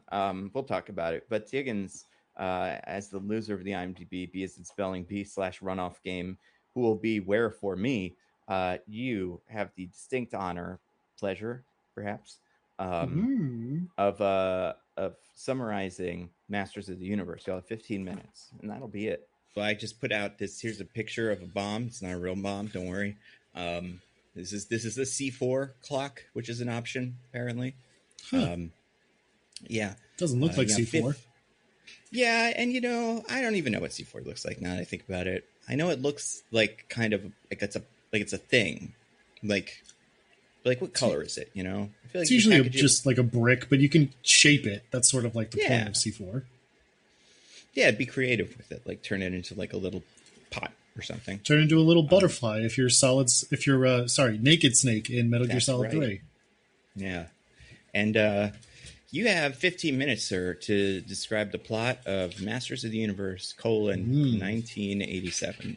Don't you go accidentally doing the one that comes out tomorrow. The one I haven't seen, yeah. Yeah. All right, are you ready, sir? I do have the power. Oh, well, then take it away in 3, 2, 1, begin. All right, we got an opening narration about how Eternia is at the center of the universe and all the cool powers there, so the people in Castle Grayskull have to keep it safe. But the evil Lord Skeletor just won his big war in Eternia, and he's taken over Castle. It'd be fun to watch. Yeah, you'd think so. Too bad we missed it. Yeah, no, we got here just a little bit too late. We should have started sooner. Yeah.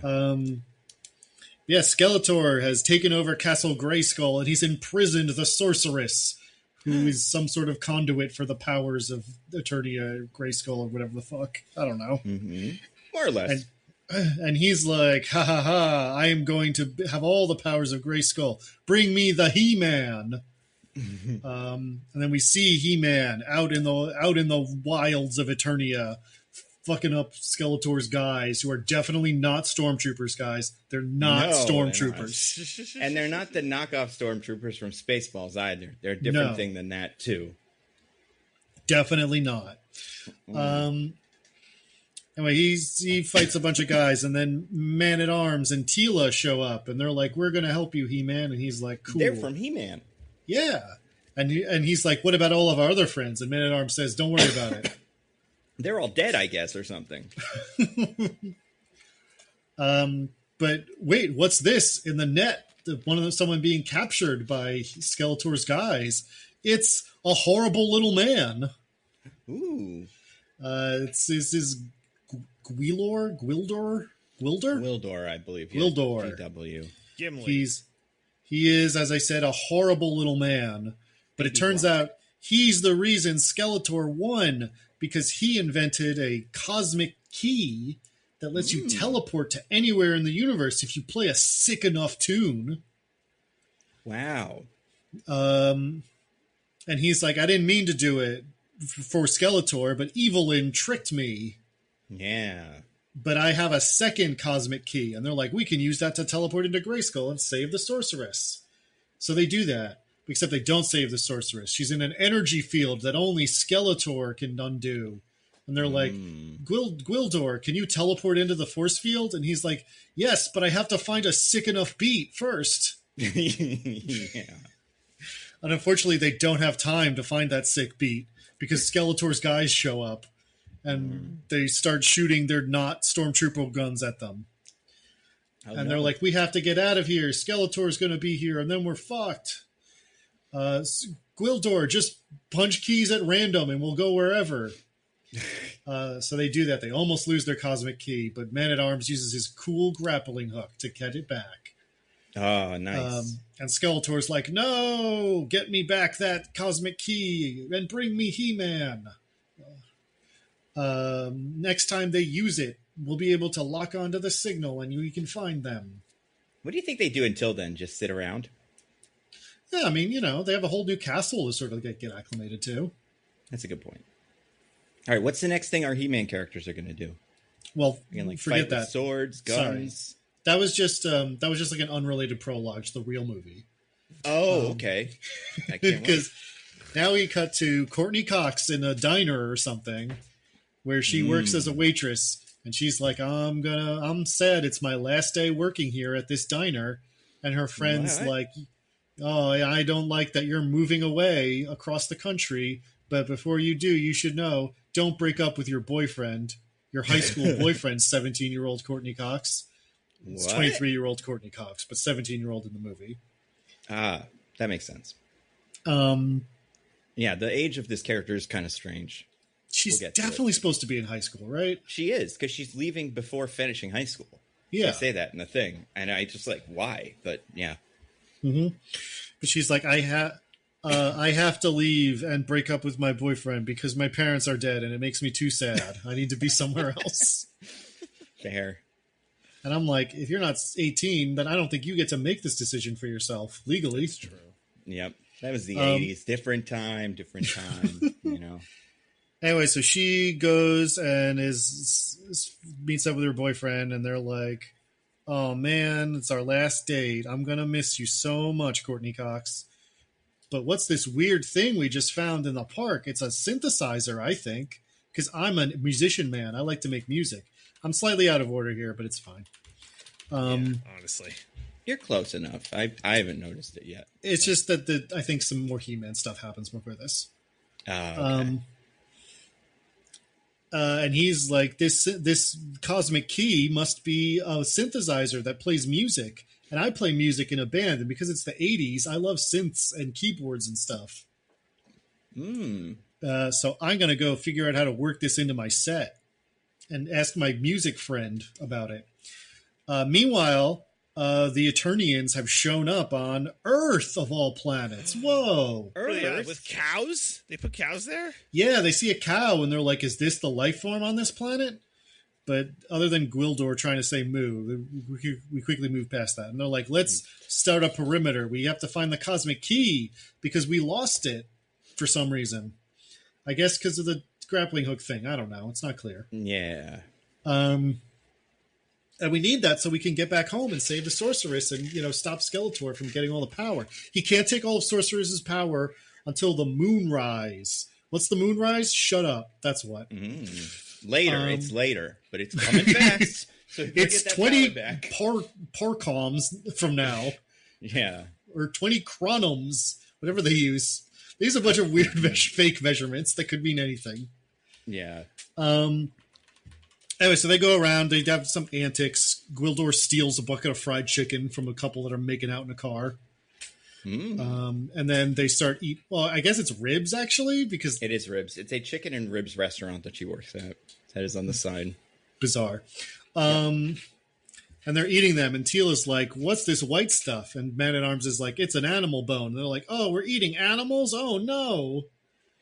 And I'm like, so why does Man-at-Arms know that? But Teela is confused by the very concept. Yep. Like, was this a recent change in Eternia that they went strict vegetarian? I don't know. Anyway, I'm like way behind. I got to speed up here. Okay, so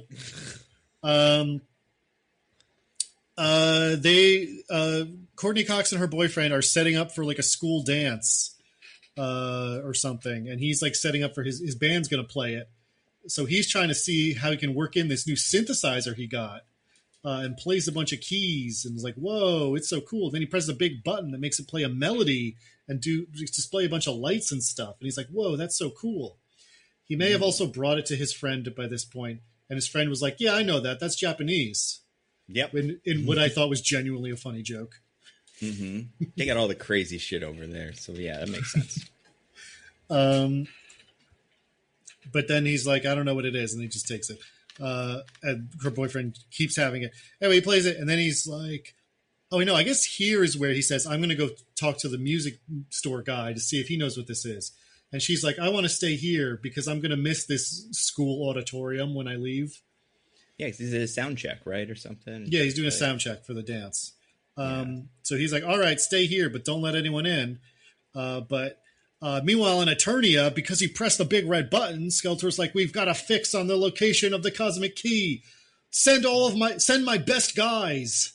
Which and ones? Evelyn is like, all right, here are the guys I found. We've got Blade, the power of having swords.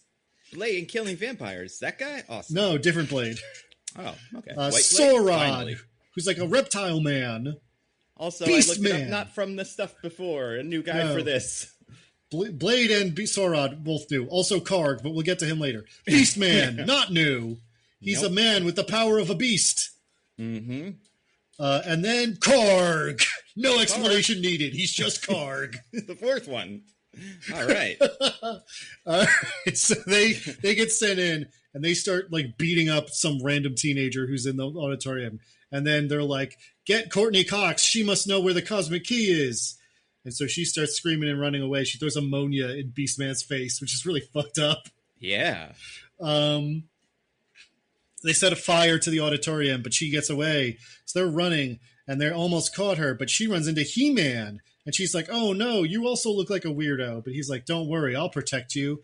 And he has a cool fight with the Warriors where they lose.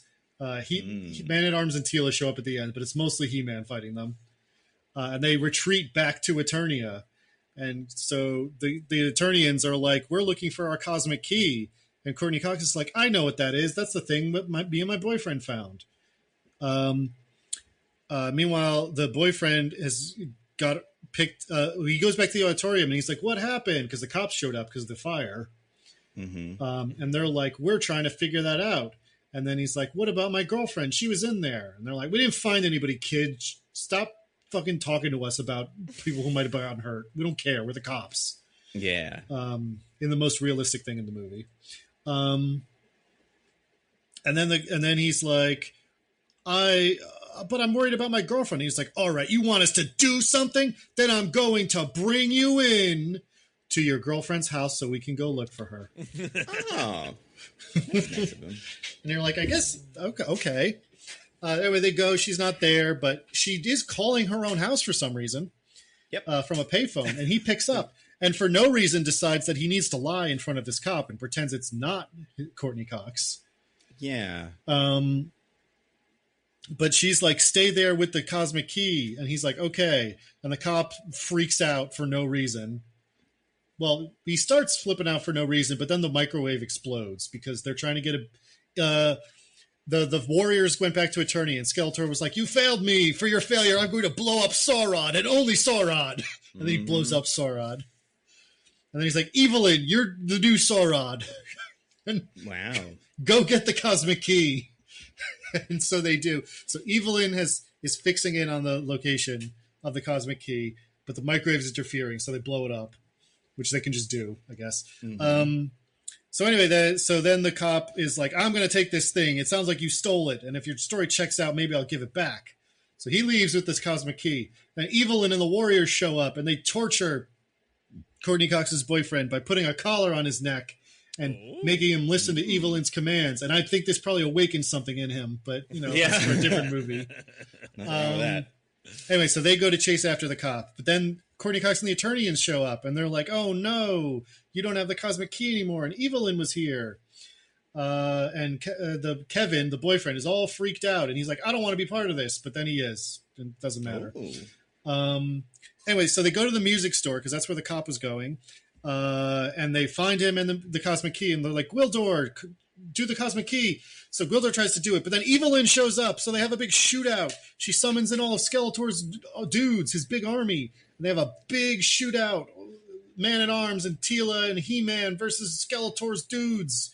While Gwildor tries to program the cosmic key, but then Courtney Cox's mom is outside, and she's like, Courtney Cox, we're actually alive, but we're alive for a reason that means we need the cosmic key. It's super important. Can you go get it for us? It's their favorite. So Courtney Cox does that. She steals the cosmic key and gives it to them. And gives it to her mom. But it's not her mom. It's Evelyn. Oh, no. Obviously. Like, Oh no. okay, Yeah, we'll get to it. I'm almost out of time, DJ. So they have the cosmic key now, but He-Man hops on a hover board and has the worst sequence in the movie. And he gets it back, but Skeletor captures all the heroes. And he's like, He-Man, I'll kill all your friends if you don't give me the cosmic key and surrender yourself. And so He-Man's like, I must surrender myself. And also Skeletor shoots a lightning beam that hits Courtney Cox's leg and gives her lightning poison. Lightning poison. That'll kill her. That's the worst kind. Anyway, so they go back. They all go back to Eternia and they smash up the cosmic key so that Gwildor can't use it to send them back. Oh no, they're stranded. Oh no. But Gwildor can rebuild it, but he doesn't know the tune for Eternia. But Kevin knows all the tunes he's ever heard, so he can play it on his keyboard and he can get them back. So they fix it up and he sends them back. Meanwhile, Skeletor sits on the throne while Moonrise happens and he gets all of Sorcerer's powers and he gets a golden mask and a cool suit, like a new cape and everything. And he's like, I'm a god now. Sick. This is so cool. But then the friends show up and they are like, we're going to fight for you, He-Man. And Skeletor tries to kill them, and he's like, you broke our deal, Skeletor. So he picks up the sword, and he says the line. He says, I have the power. And then they have a big fight that's actually not that impressive because it was the last thing they filmed, and they were out of money. But Skeletor gets knocked into a pit, just like Emperor Palpatine, but it's not Star Wars. Nope. Doesn't even sound like Star Wars. The cop decides he's going to stay in Eternia because he has a hot wife here.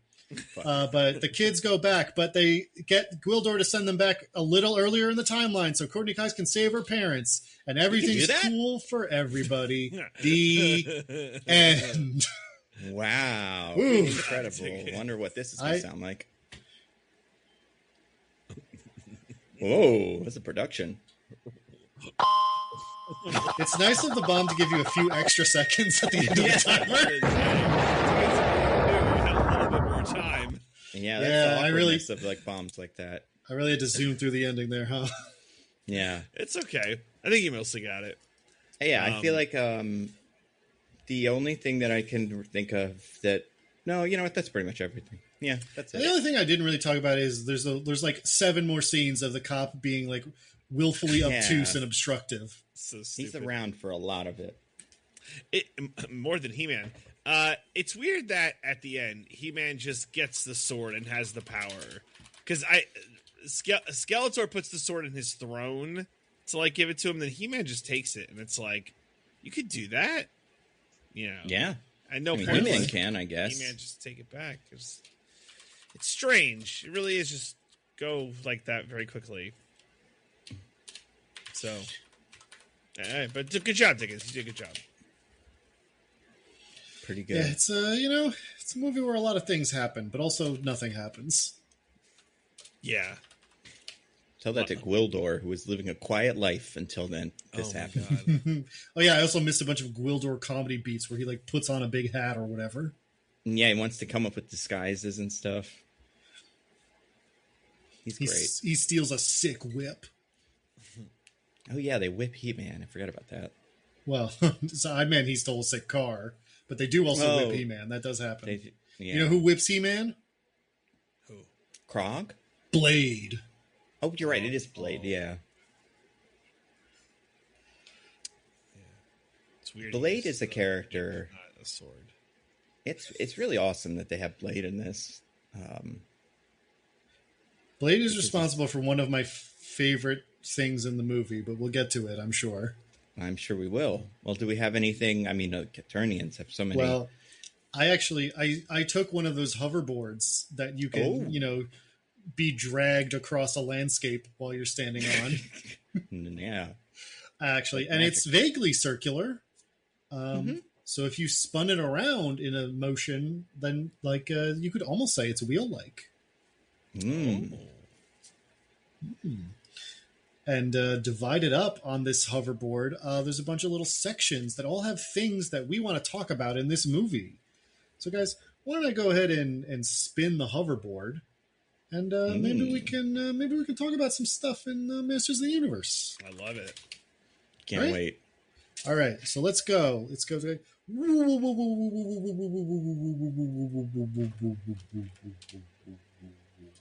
Nando, it landed on one of yours. All right, this one's an important one. Good one to start with. This one's called Space Mogged. I just wanted to bring this up. This movie came out in August of 1987, August 7th, 1987. I had to check. Okay. In June or July, I can't remember, of 1987, the movie Spaceballs came out, and it did a bunch of the things that this movie does. Specifically, black stormtroopers, right? Like the black stormtrooper armor, very, like, not exactly the same, but like that's a Spaceballs thing. But then I feel like Grildor looked so much like Master Yogurt to me from Spaceballs. Have you guys both seen Spaceballs, by the way? Yeah, I've seen Spaceballs. Yeah. He had the same kind of like color, texture, and obviously he's not played by what's his name. But I guess it goes to this movie being like Spaceballs is a parody of Star Wars. This movie is this really bizarre derivative kind of everything parody kind of thing, because it feels like it was going for Star Wars. It's also going for Superman. It had a lot of Superman like score to it, and the opening credits reminded me of that a lot. And I'd have to imagine that's part of the like pitch for this. Is this was a different movie that was a Star Wars? You know what I mean? Like this feels like one of those things where someone's like, "We'll make our own Star Wars movie. What's a thing we can attach to this script we already have?" Oh, He-Man. Those are guys. Now, this is such a persistent rumor, Nando, that Yeah. they have actually addressed this. And the director says, no, this was a He-Man movie from the beginning. That's insane to me. Like, because, like, they have to know. Like, did they think that this would be good? Like, did they think people would like this? Did they think general audiences would like this, but He-Man fans would be able to be like, yeah, who gives a shit? He-Man's barely in it. Nobody cares. Like, Well, like, I will say, in their defense, the whole, like, there's barely any He-Man characters in it, and, like, there's a bunch of new guys for no reason, was a Mattel directive. Because they wanted to sell new toys. Oh, okay. That does make sense. A little bit. Well, I have a lot of questions about why this upcoming He-Man, or whatever, Masters of the Universe movie is being made. Yeah. To sell new toys. That's the answer to every movie we've talked about in the last 2 weeks. This and the Mandalorian movie. And I mean, the He-Man movies did like notoriously, or He-Man like toys were incredibly successful. They did bottom out sometime in the late 80s, I believe. Around the time this movie came out. Yeah, and I think people have differing opinions on why. Have you guys heard about why they think the He-Man movie or the He-Man toys just kind of flatlined? Is it because everyone realized that they were just like weird mishmashes of existing molds that they slapped a bunch of colorful paint on and made extremely cheap, poorly made cartoons to sell? No, the cartoons were incredibly popular. I feel like, if anything, the cartoons saved the show, or saved the line for a while. Some people say. And if you ask some of the people that worked on Masters of the Universe, they will say it's because She-Ra made the entire like project feel more feminine, and it made it uncool for like older brothers to have a He-Man action figure because their sister now had a She-Ra action figure. Not as convinced about that. The other problem is apparently they were making so many new guys that they forgot to make He-Mans and Skeletors. So new people couldn't jump on and just get the main guys from the toys. They would have to get like Froggo and Mr. Stink and whatever. And then they go, I guess one of these guys knows He-Man. And so that's why it seems so crazy to me that this movie, they added new guys too.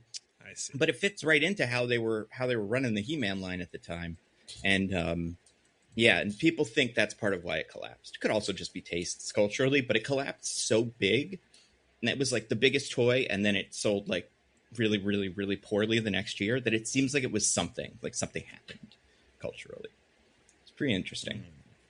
And like this that. movie didn't help. It seems like this movie was part of like the wave of down, but yeah, I can't imagine. Yeah, I think the decline was already happening by the time this movie came out. Yeah. So it didn't help, but it didn't cause it. Yeah. Do you guys know any He-Man guys that weren't in this movie? Like, can you name a He-Man character? No, Orko. Besides Orko, yeah. Any of the other, like, guys? Because I don't know what the story with Orko was. I think he was created for the show as well. But, like, other action figure guys. Because there are quite a few. Idea. And there are ones that people, the Masters of the Universe fans, kind of wish that they had put in this. Because people will say, like, if you just gave the one guy a headband, you could say he was Triclops. Blade could be Triclops easily. Or if you changed what the fish guy was, or the snake guy was, he could be Cobra Khan, another guy that's totally in these. So it's very strange the way that they did that. Yeah, I mean, Gwildor is or what is his name? Gwildor? Gwildor. I can't remember. Gwildor. Gwildor is his own thing. Like, that is completely new. And that's nothing like anything else in the He-Maniverse, but it makes sense. It's so out of place. Yeah. Well, he was apparently a replacement for Orko because they determined that making Orko in live action would be too difficult. Yeah, it makes sense. DJ, do you know what Orko looks like? I don't. Should I Google it? Yeah, Google Orko and you'll kind of see why. But for the listeners, he's a big black circle, kind of like Marvin the Martian face that is a floating head and then like a robe and a hat. So he's like a magical creature yeah, it'd be hard to do in real life. But yeah, that's fair. Still the what we got does not fit the vibe at all. No, it doesn't. But also, it kind of creates the vibe of the movie. Like, the movie forms around Gwildor because of how strong the gravity of his character is. And yeah, it's pretty fascinating. Yeah, he's a classic Poochie, like you said. Yeah, he really is. He's a Scrappy Doo, I think, is the other good example of one of those. But he feels even more Poochie-y because, like, he only shows up in this. They did like create him in the canon later, but like, yeah, he came and went. But speaking of that, I'm going to spin the wheel again, and we'll go, or the whatever it is. What is this? Like the space hoverboard thing or something? Yeah, the hoverboard. No, whatever. Yeah. Oh, it landed on one of DJ's. Oh, sick. Here. Yeah. So how long was he in that makeup chair for? I gotta give. Gwildor? Who's that? Huh? You're talking about Gwildor or no, one of the other ones? Skeletor.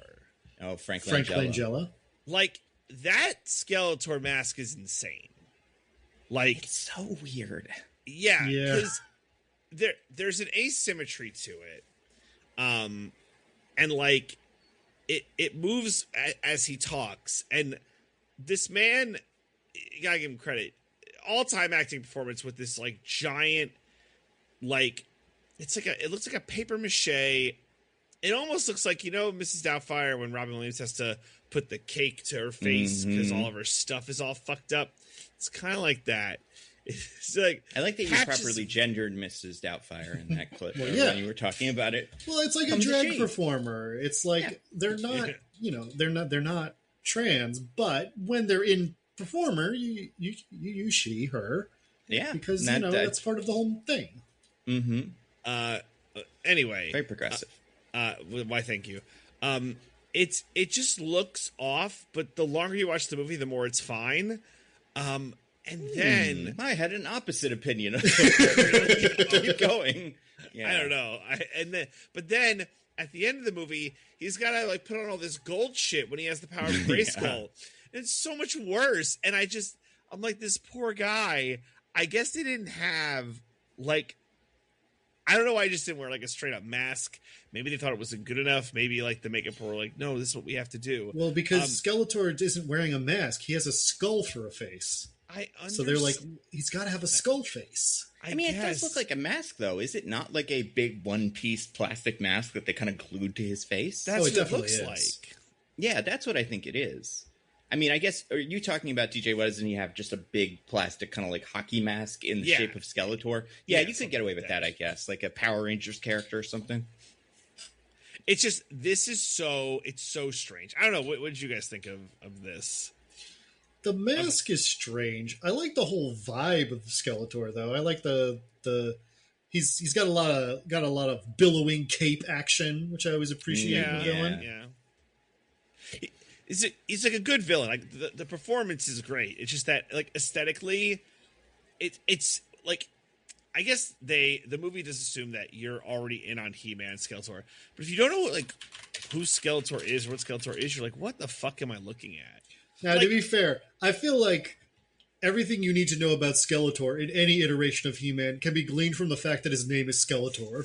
Yeah, and he's like, there. I feel like this is something that comes up. I don't remember if I can't remember if this is in the summary, but like usually they'll call him like the King of Evil or something, and it's like, yeah, that's it's just bad. He's a bad guy. He does bad guy things. I look for the first like maybe 20 or 30 seconds, I'm like, wait a minute, is that Skeletor or is this some other guy? Like it doesn't immediately read as like bone. Yeah, like it reads as like droopy glue that's kind of fallen off his face that then solidified and kind of has some shape to it. I don't know. That is the thing about it. It's like it's white, so it's supposed to be bone, and like that is clear, and it has like a weird mouth situation where you can see his human teeth through it when he wants you to, but also sometimes it's like kind of cavernous, so it's like weird because like a skull wouldn't have that. You would just see the teeth, but then it's got like more texture than I would expect for a skull, like because you're like what you're saying is right, like it's got a gloopiness to it. So I think if you didn't call him Skeletor, I would not figure out that that's supposed to be a skull. I just figured it's supposed to be a guy who got melted or something. You know what it looks like? What? Do you guys remember Crazy Bones? Diggins. Name sounds familiar. It looks like a Crazy Bone. It looks like he just glued a Crazy Bone to his face. Diggins, I own so many fucking Crazy Bones. Me too. You have so no many. idea. I don't even know why, but I did.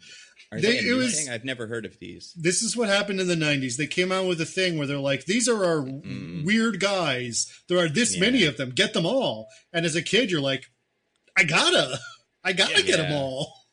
And this wasn't a thing that was like popular amongst my friend group. Like I had Crazy Bones.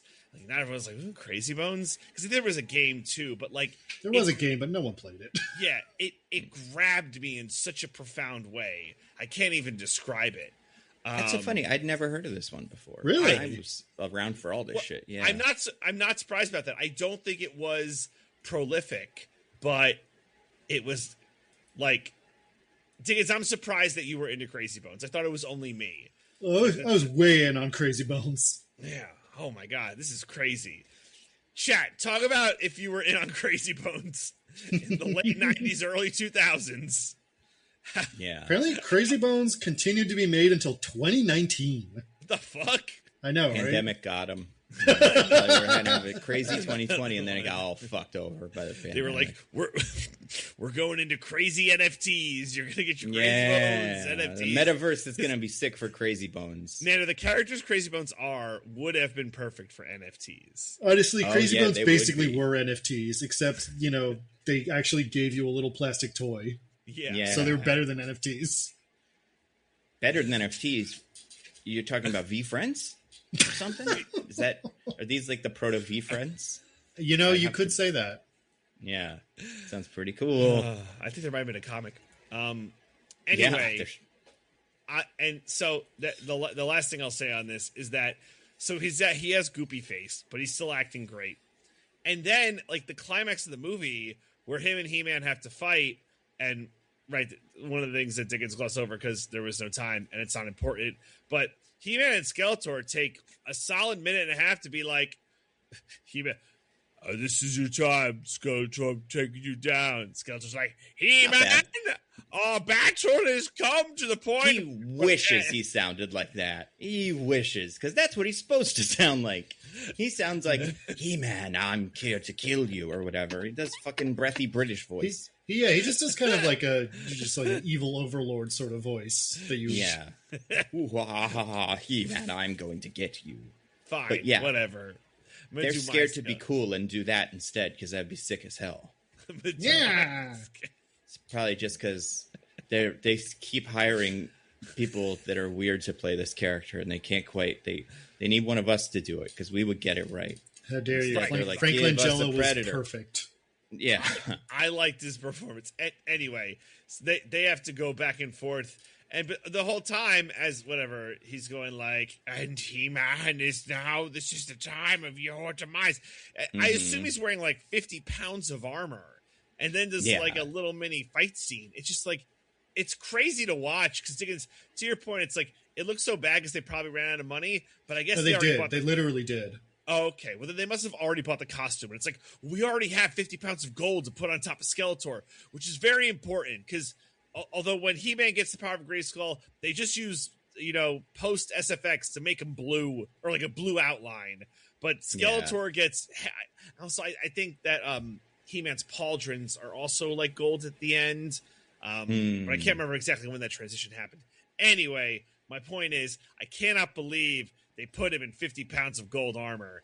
It's just crazy to me. His whole setup, fit, kit, insane. And I still think he did like an 8 out of 10. He's the best actor in this movie. He does the best job of anyone in this movie. How dare you?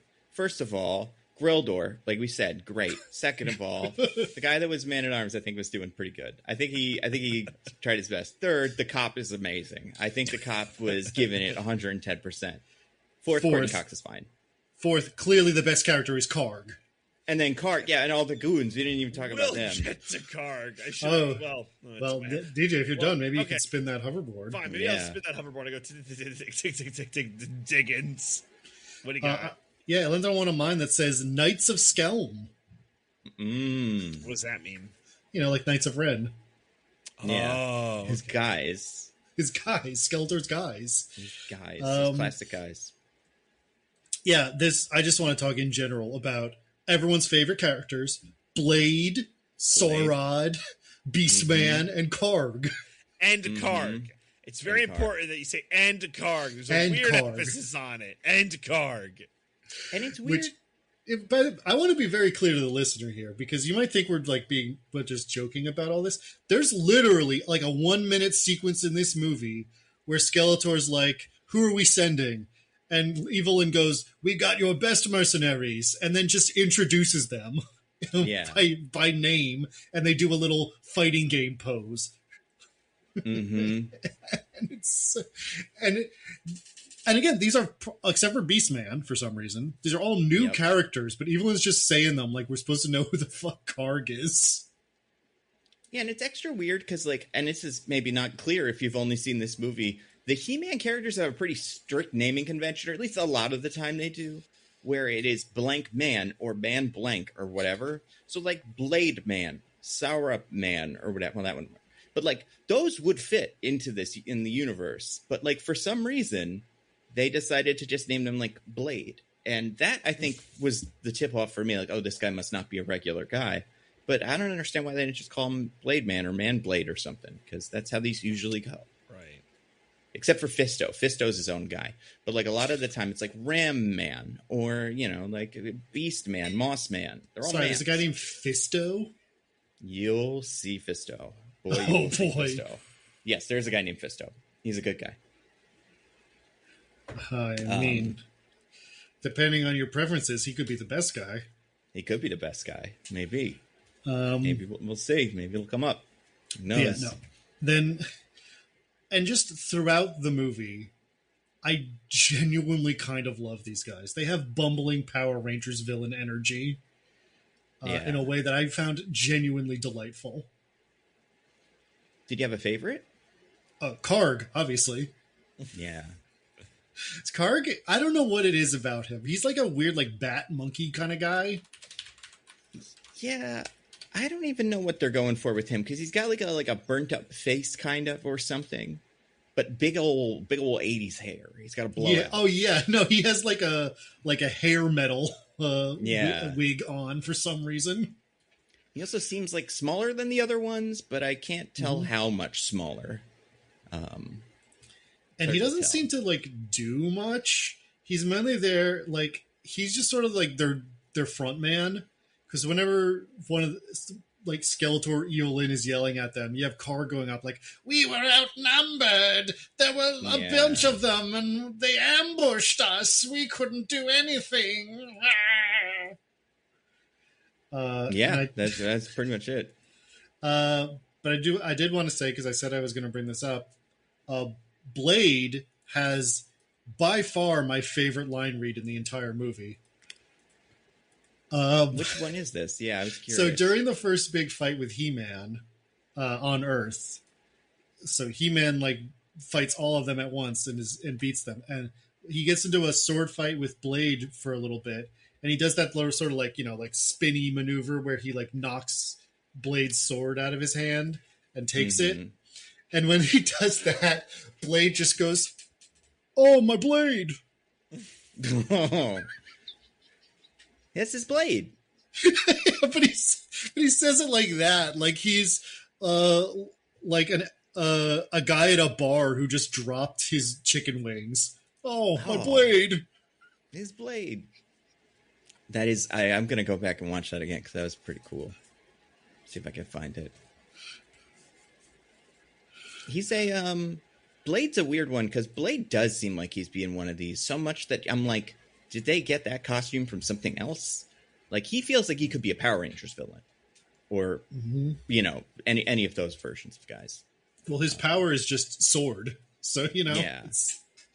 I'm sure that there have been many things like Blade and things like this. Right? And, like, they gave him a lot of specifics. Like, he has an eye patch and, like, a lot of robot parts and stuff that don't seem to do anything special. Like, he's, like, they aren't related to the swords, but they do, like, seem to be part of his blade kit. Yeah. Like, the snake one has basically just snaky armor or something. But, like, this guy's got all kinds of shit. He's like a little Viking, kind of. It's weird. But yeah, it's pretty cool. Mm-hmm. What are some of your guys' favorite moments with the Warriors? I like how even named characters can't shoot a gun. They're like, we can be different from Star Wars, right? Because in Star Wars, only the stormtroopers can't shoot. But in our movie, everyone can shoot. So I think that was a cool innovation that they really can't. Do any of them even have a gun? Well, in this, they all use guns at some point. No, but the Warriors, the four guys. I know. Yeah, they do have guns. Yeah, Beastman has a gun. So you're not like Beastman has a gun. He does. He shoots out of everyone. Yeah. I know, of all people. But, like, not in, like, the warehouse scene, but in the chase scene, right? Like, there's a lot of shooting that goes on. Yeah. So, I thought it was cool. I don't know. And it's that classic, like, 80s action guy poses, camera gets him doing a thing, and then a guy falls over in the background or whatever. Dolph Lundgren's doing that the whole fight. Every so often he'll do a sword thing, but a lot of it is just him looking at a guy and they explode. Yeah, these are the guys in that Steven Seagal video who just throw themselves backwards whenever he does anything. That's who you got to get to play Karg. And you know what? He's doing a great job. I like at one point in that fight also, Karg like captures Courtney Cox. And then He-Man throws the blade he stole from Blade just near Karg's face. Yeah. And like doesn't do anything else to him. Turns back to the rest of the fight, and Karg is just like, "Well, I'm out of here." It just leaves Courtney Cox there. Yeah, that's true. Well, his life flashed before his eyes. Like, if that happened to you, you would be like, "Oh wow!" It's also the way he throws it, and there's different ways you could do this in like the 80s. They attached, like, what seems like they did is they put a camera on the sword and then just walked the sword over to where it was going to hung. So, like, it's got a weird rhythm of, like, not going so fast that it's scary. Like, it's almost like ethereally moving through space. So you'd be like, oh, shit, the sword is haunted. Like, that would be something that would be normal in this universe.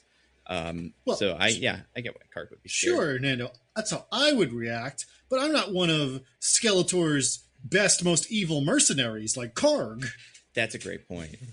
Also, I'm going to share this. I have the I brought up the clip.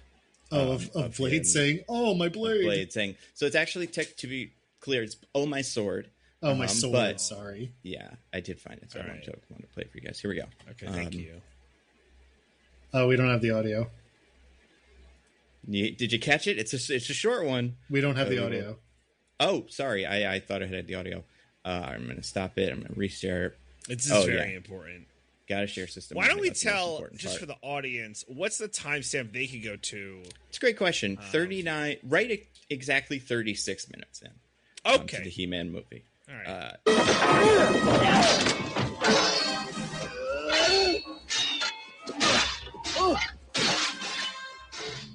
My sword! Oh, my sword! Yeah. That's it. I love it so He's much. bummed because it's his sword and he doesn't have it. He would like to have it. Also, we don't see him say it, so that could have been added after. Like, in post? Oh, yeah, probably. They're like, oh, we need him saying, "Oh, my sword," just to really get the emotion through that he's really upset that he lost his sword. Like, maybe audiences can't tell that He-Man just stole his sword, so have him say, "Oh, my sword," so people know that he got stolen. Yeah, it works. We all remembered it. Mm-hmm. I mean, we're all able to track all the swords in the scene and stuff. That's right. That's the sword he throws at Karg in a minute or two. Mm-hmm. I guess one thing I did leave out of the summary is those guys actually do get away in the end because Evelyn and them abandon Skeletor before he loses, and just like flee Castle Grayskull with his ships or whatever. Yeah. So if there had ever been a 2, we could have had more Karg.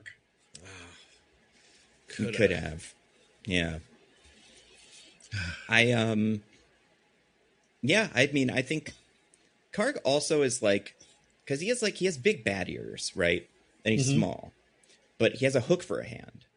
Oh yeah, he randomly has a hook hand. I forgot. Yeah, this is why some of these guys feel like they have to have been in the toys because it's so specific, but he wasn't. But it's like then you're like, well, someone else has to have made this costume for something else because it's so specific. Right. But yeah, it's not. Yeah, it's pretty weird. Well, unless one of you guys have more things you want to say about these 4 fellas, why don't I go ahead and spin this hoverboard one more time? Okay. Yeah. Let's see. Whoa, whoa, whoa, whoa, whoa, whoa, whoa, whoa, whoa, whoa, whoa, whoa, whoa, whoa. Nando, it landed on one of yours. All right, this is mine. This is like a little bit of He-Man inside baseball here. But I just wanted to point out throughout the course of this movie that they Star-Lorded it, which is to say, he's a character canonically that is not from Earth, but his mom is a human who went to Eternia, became the Queen of Eternia. Oh. He is a Earth human. Huh. He is coming to Earth for the first time, it appears, in his entire life, and he never mentions anything about it. He never goes, "This feels familiar. I have something about here." You know, I was kind of waiting for that. No one even brings up the fact that for some reason Eternians and Americans speak the same language. Yeah, it's all just like a big coincidence, and I don't know if in the canon if they hadn't decided that yet, but I think by this point they would have known that He-Man's mom is from Earth because that's a big part of the conceit of He-Man and like why he's I don't know special. He's also in this movie, he's just He-Man. There's no Prince Adam at all. That's the other thing. They don't do any of the secret identity stuff that is usually part of this. I guess by this point, everybody's just like, we did that already. Like that would have happened before this. He got his identity revealed or something. You're not going to make Dolph Lundgren put on a shirt. All right. And Prince Adam doesn't walk around shirtless, right? Like he's just he does not. So because he's a wimpy little boy, he's not a big strong man, right? So they hired Dolph Lundgren to just be a big strong man, so he has to be He-Man the whole time. Yeah, which is also weird because when he screams, "I have the power," and he activates his He-Man powers, that's usually what you do to turn into He-Man.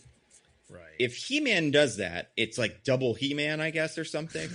But well, maybe he actually is Prince Adam the whole time. And Prince Adam just, his goal was get swole. Yeah. Prayed at the Iron Church once the war with Skeletor really heated up. So he just is that buff now. Yeah. So when he powered up and became He-Man, it just wasn't really much of a change.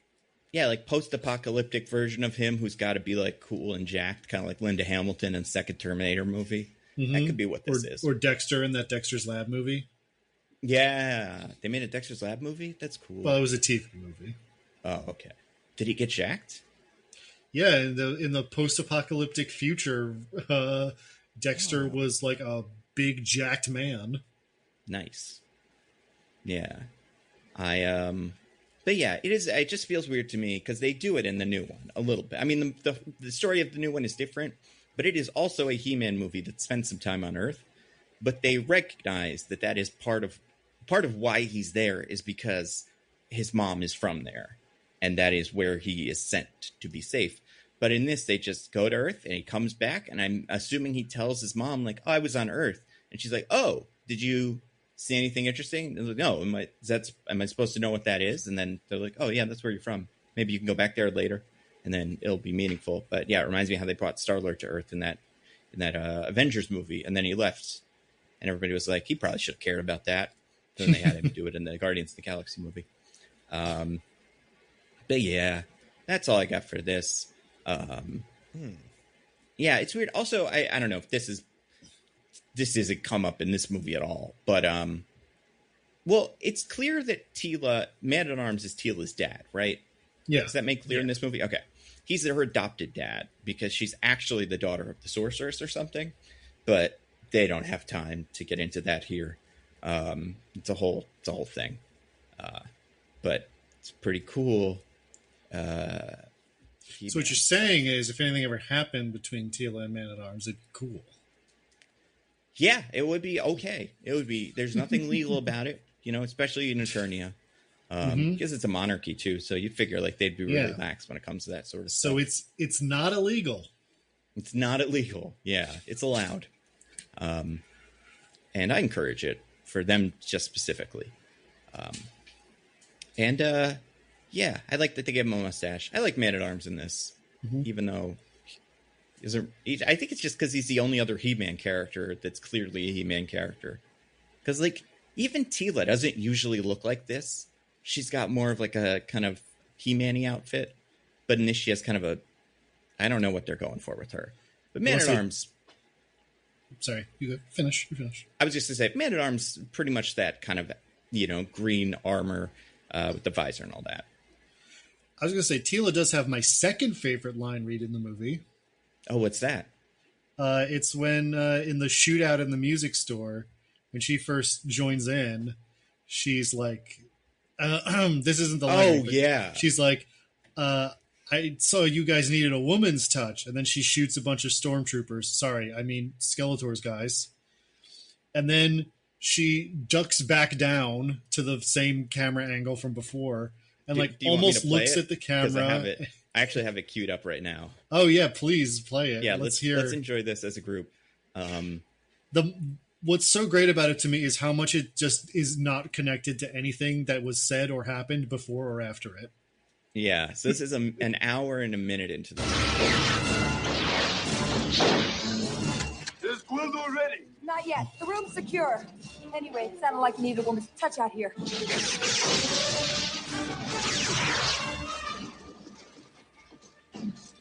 Woman-at-Arms. She looks directly into the camera before she says it too. Why is she looking at the camera? Woman-at-Arms. Yeah. That's crazy. I love that. that. That the first time. That's nuts. I did forget. I remember this and think it's pretty weird. I also think it's worth pointing out because it's like He-Man and Man-at-Arms are shooting whatever.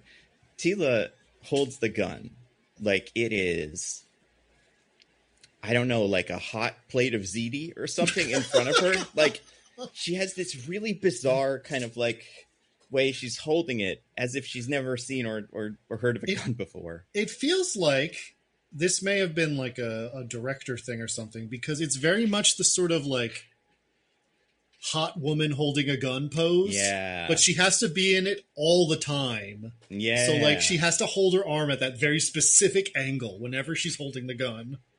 Mm-hmm. It's really, it's real awkward. Also, I don't know if you guys had this thought while you were watching it, because I don't know this actor. Most of these actors I don't recognize, besides Courtney Cox, obviously, and Dolph Lundgren. The Tila, to me, looked a lot like Ella McKay in certain shots. This is actually one of them. Battle-scarred. I mean, yeah, this is what would happen if the movie continued and she had to, like, fight in the Iraq War or something. I don't know what. Is this Emma Mackey's mom? Is she a Nepo baby? That would be great. I don't think so. I feel like we would definitely know that by now. But there is that whole thing where there's like 6 or 7 women that all look very similar. So maybe she's part of that lineage. But yeah, I don't know. I like Man at Arms. That's all I got. Let me spin the disc again. Ooh, landed on one of Diggins's. Oh, wow. Again already? Nice. Yep.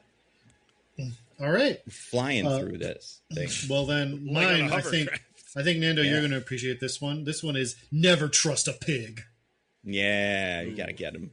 We got to talk about this. We're going to talk about Lubick, the cop character. Now, again, I will say this is probably mostly a realistic depiction of a New York City cop, but he is the most, like, wildly, like, hair trigger temper schizophrenic character in this movie.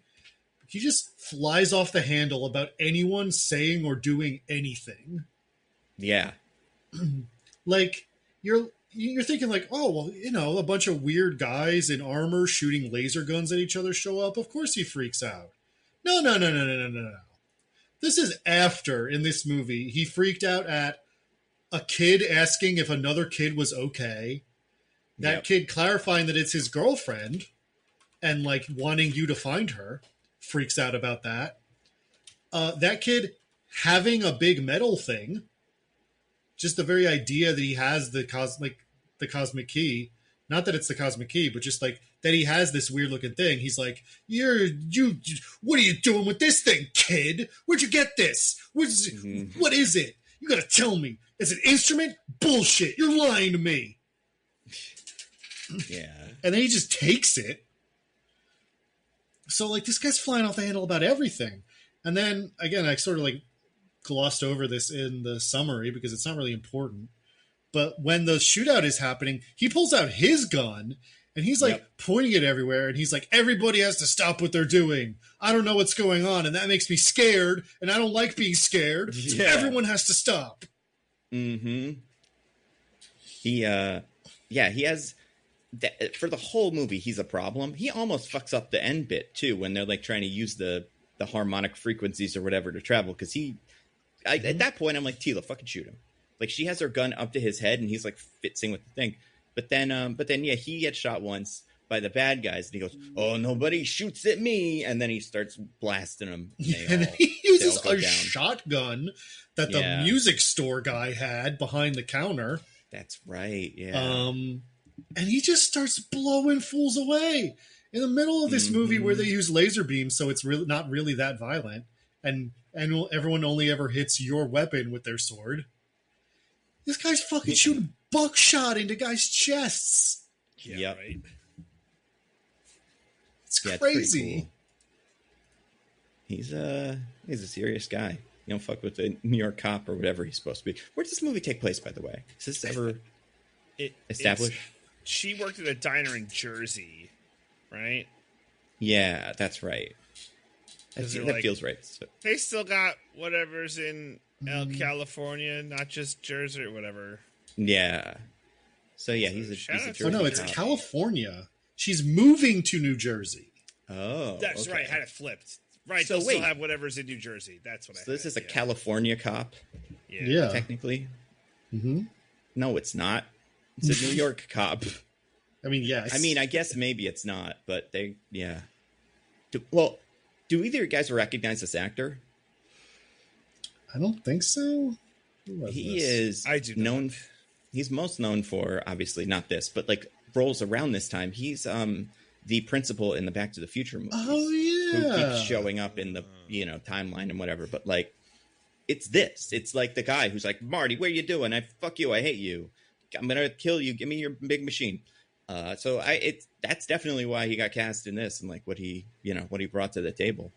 And for that reason, I think he did a pretty good job. Oh, wow. This guy only died this year. Yeah. It's a bummer, but also I don't think he would have liked to have seen the movie. Hopefully they showed it to him. I don't know. Maybe he's a fan. I don't know. They, yeah. It's he's 94 years old. Wow. Oh, wow. Good for him. Good for you. Yep. That's amazing. But the cop guy's bad. But it's okay because he has a woman in Eternia, and he's gonna have sex with her. Yeah. And I was like, was this woman in an earlier scene? And the answer is no. No, not even a little. I think it would be kind of funny if Tila fell for him, because Tila is traditionally, I think, in love with Prince Adam or He-Man or something. But do they do that classic cartoon thing where she's in a love triangle with He-Man and Prince Adam? Something like that. Yeah, I think it's kind of evolved over time, but that's like the gist of it, even though that is not in play in this movie at all. But yeah, I would like to see these two characters, like Tila, the woman at arms, and this trigger-happy cop fall in love with each other because they share so much like anger and hatred for, different living people things. that are different from them. Yeah. Yeah, exactly. Yeah. But yeah, it's a different woman. I hope he doesn't have any like family members. It's going to be pretty hard to explain this. But does Earth now know about these guys, do you think? About Eternians? I don't think so. Because the other cops don't seem to believe him when he's like, there are a bunch of guys with laser beams shooting here, even though there's clearly a lot of destruction that went on this street. That's true. Well, yeah, like something happened. They drive the parade float slowly through the street, like, but like nobody's around. Yeah, and then also they teleport part of the town away. So like, what do people think happened to that? It's got like half of a car is just sitting there on Earth now. But a car that's been reworked to work off neutrinos instead of inefficient hydrocarbons. Mm-hmm. Yeah. Yeah, it's weird. That's basically, by the way, the equivalent of saying it runs off the ambient energy of the universe. It's pretty cool.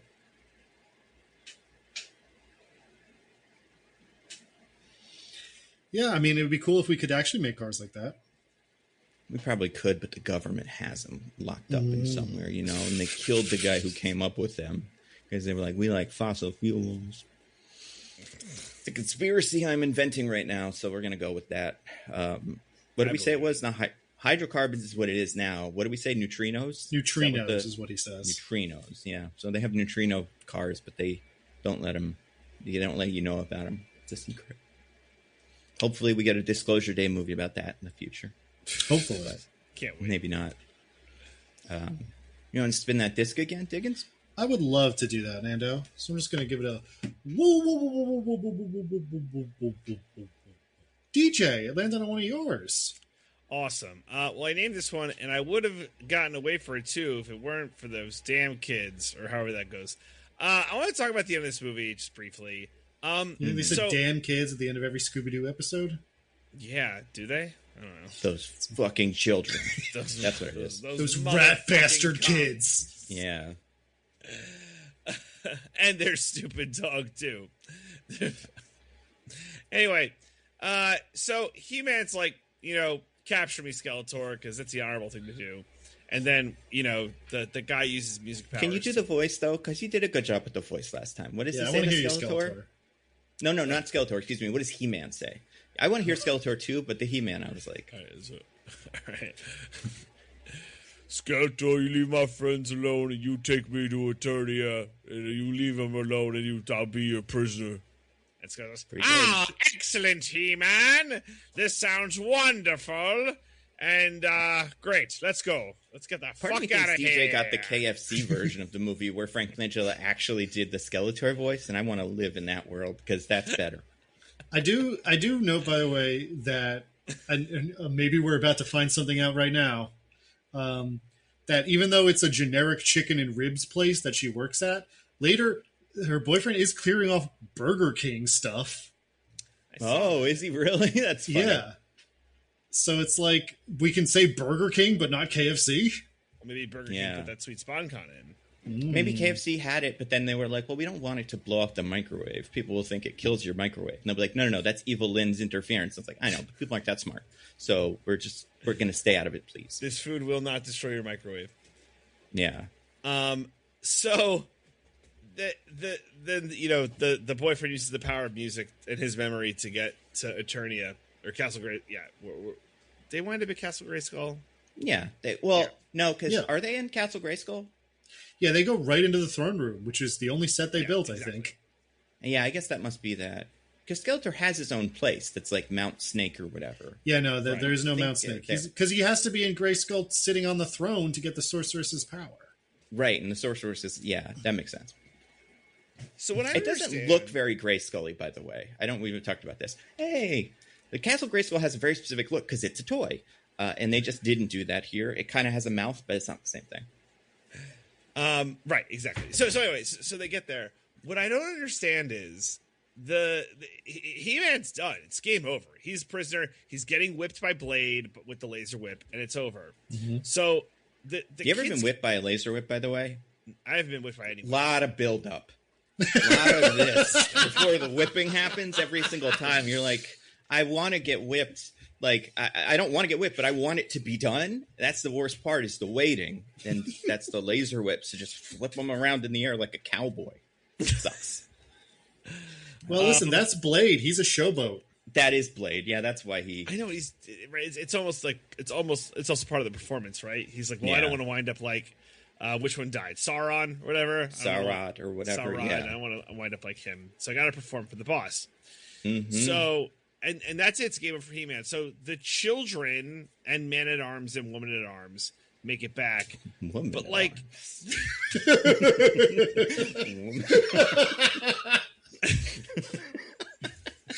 It's really the dumbest part ever.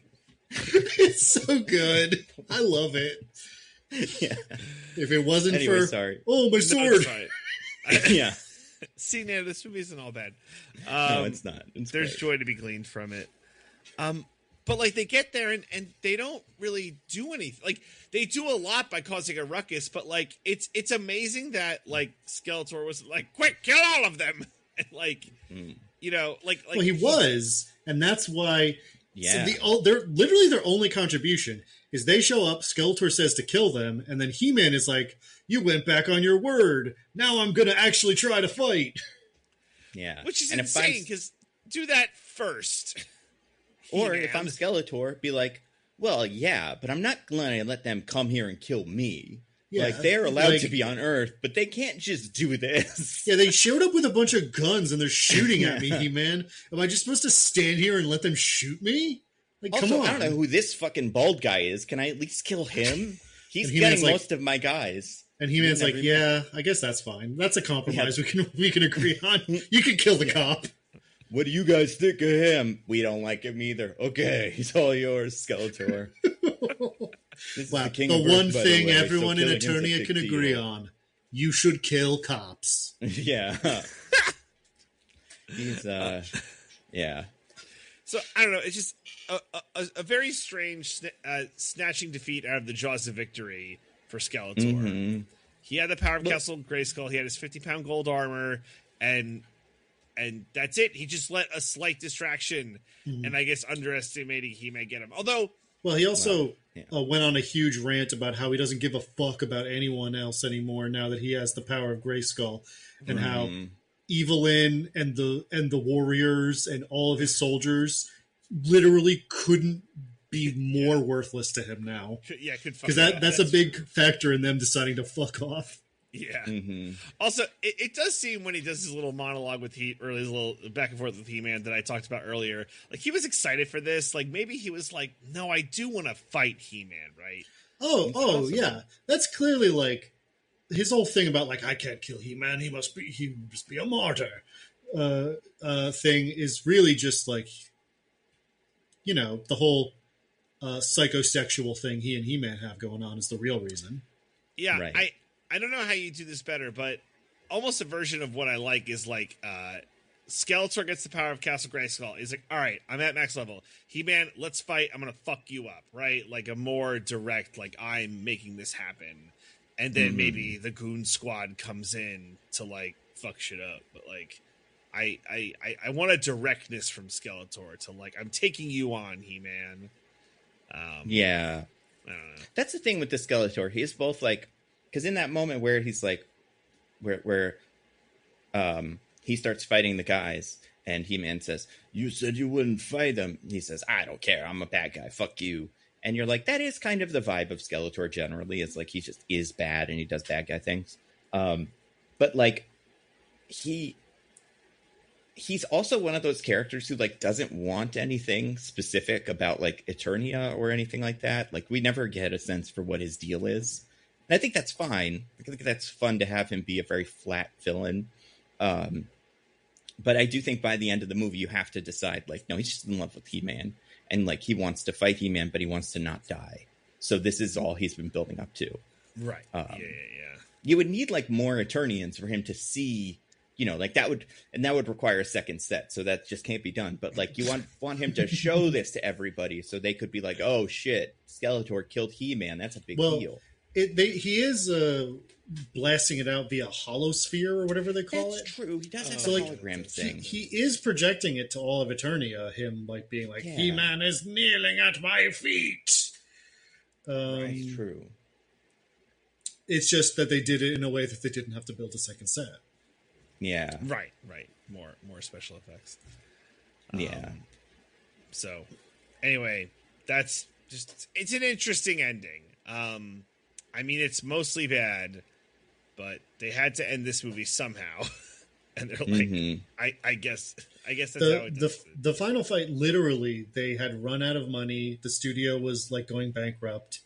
And the director like paid out of his own pocket before the set got taken down to have the crew and the actors show up and film the final fight scene between It's fucking nuts. He-Man and Skeletor. Is that why He-Man's like knocking over the set during the fight? Or is that a different thing? Is he trying to get some of the demo work done too on time? Yeah. They also, because they were so short on time and money, did it in like one take basically. So I think that has more to do with it. That Incredible. Also makes sense. All right, DJ, you know what it's time for. You have to spin the wheel. Yep.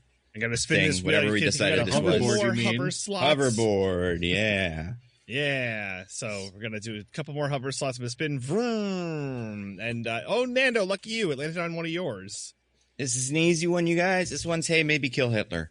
We got to talk about the end of the movie Oh my God. when what's his name out of nowhere is like, by the way, I could do time travel if that would be convenient for you, and he just decides to send them back in time to a couple of, well, I guess, however many days it has been since the mom and dad died in the plane crash, which I imagined it had been like a few months, but I don't really know.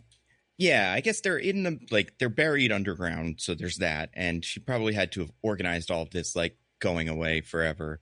Although it does seem like it was kind of put together at last minute. But either way, we find out at the end of the movie that, because, like, right as they're, for people who haven't seen it, right as they're about to go through the portal, they're like, the whatever his name is, Corblar or whatever. Oh, no. Gwildor. Even I, who was watching this movie, wrote it with an R, even though it's not an R, it's a W. The first one is an R. Okay, so Gwildor is like, I can send you back to where you want to go, or any other time, or anything that you would like. And Courtney Cox's character doesn't really have enough time to put together that he said that. And I'm like, yeah, because he says it like right before he sends them. Yeah, and I'm like, well, A, could you explain how that works to me then? Like, what are we getting into here? Because B, what happens in the movie but isn't like explained is that now she is probably, let's say, 6 months back in time at the end of the movie with some knowledge, I would have to assume, of what happens in those 6 months. Maybe it's not exact, but like she could start betting on sporting events and stuff like Back to the Future. And the principal cop, does he not exist in this timeline anymore? Like, what happened to him? Oh, that's a good question. Yeah. I would assume he is just going to disappear at the time when he would exist. But yeah, like, we've created an alternate timeline, which is fine. Alternate timelines are fun. But it doesn't seem like they did it on purpose or had any idea what was going on. I do think, Nando, one of the issues with Gwildor's offer, and because the boy is like, no, we're good. Please just send us home. And I understand that the killing Hitler if given the option, but I feel like they'd been through so much and like they just wanted to get home that they didn't want any risk of any upsells or changes. It'd be like you're kind of at like maybe like a sketchy used car dealership and you think you found the one that's good at a reasonable price. It's like, oh, I'm going to go. And he's like, wait. I can add in all of these bonuses, just yours. They're yours. And you're like, you know what? I just want to get the car out of here. And I'm worried that the extra large radio is going to break the whole thing. So I'm just going to take this car and go. I don't need any last second upsells. You did the job. Thank you, Gwildor. I don't want to go. I mean, I want to kill Hitler, but I want to get home safely more. Well, maybe that's reasonable. Maybe they could be like, okay, so send us back to where we're from. But as a favor, could you send He-Man to like 1918 and just have him kill this one guy? But then he would fuck up and Hitler would be like, wow, that's the guy. We need to make that guy everybody. Like, do you have Jewish people where you're from, He-Man? You don't know what those are. Okay, I think I figured this out, sir. That's the one difference. You speak our language, so the only difference is that you don't know what Jewish people are. Or he'd take he just. Well, I feel like the problem with because I feel like Hitler wouldn't align with Skeletor, right? Like they wouldn't, or would they? Would they like each other? Are they those kind of villains? I don't think Skeletor could share the spotlight with Hitler, even. Yeah, that's I was gonna say. I think there may be villains who could like team up against common foes, but would inevitably betray each other. There is only one Ubermensch, so that's the problem. Yeah, I could see Gwildor accidentally aligning with the Nazis because he just doesn't really think things through, and that would be a whole. So that's probably why. Honestly, they were like, "Yeah, we got to keep this out of Gwildor's hands." Yeah, futurism was a whole big fascist aesthetic, so he'd see that and he'd be like, "Oh, the crystal spires and big metal stuff of our time. These must be the good guys." I think that all things considered, Julie is lucky that. She even got her parents back, but that there wasn't some other horrible consequences. Maybe we'll learn down the road. Like, yeah, we don't know. Maybe her parents did come back, but rise of fascism. I'm just saying. Yeah, Gwildor they became Hitler. So you're saying all of today's problems might be Gwildor's fault? Yeah, I'm saying it's definitely possible. Yeah. This movie is like a J.D. Vance origin story. It doesn't come up. Well, I guess he would have to be in L.A. Who's in L.A.? A big problem around this time. Stephen Miller's too young, although that would be a fun one. Someone like that. Oh, yeah. His dad, Stephen Miller's dad, right? Yeah, Stephen Miller's dad. That's right. Right. So that's why we were looking back like, oh, man, this is the moment where it all went wrong. But yeah, that's all I got. It's just this movie, very, very like last minute out of nowhere has time travel. That doesn't really matter. Strange. Like it matters for the plot, but it just like comes and goes. And it's a very silly little way to end this movie. And then I'm going to spin the wheel or thing, whatever it is, disc one more time. Because it only has one thing on it, but I still have to spin it for posterity's purposes. I'm going to spin it. Here we go.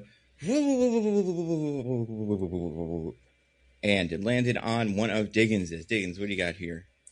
For our last one here, we just got another probably pretty short one, but one I felt like we couldn't end without talking about. The old dead parents gambit. Let's talk about when Evelyn tricks Courtney Cox. Yeah, that is a good one. So as I said in the summary, while they're like having a big shootout in the music store and like the Earthlings are all just in the back room while the cop tries to shoot everyone. Julie just looks out the window and sees her mom, her dead mom. Yep.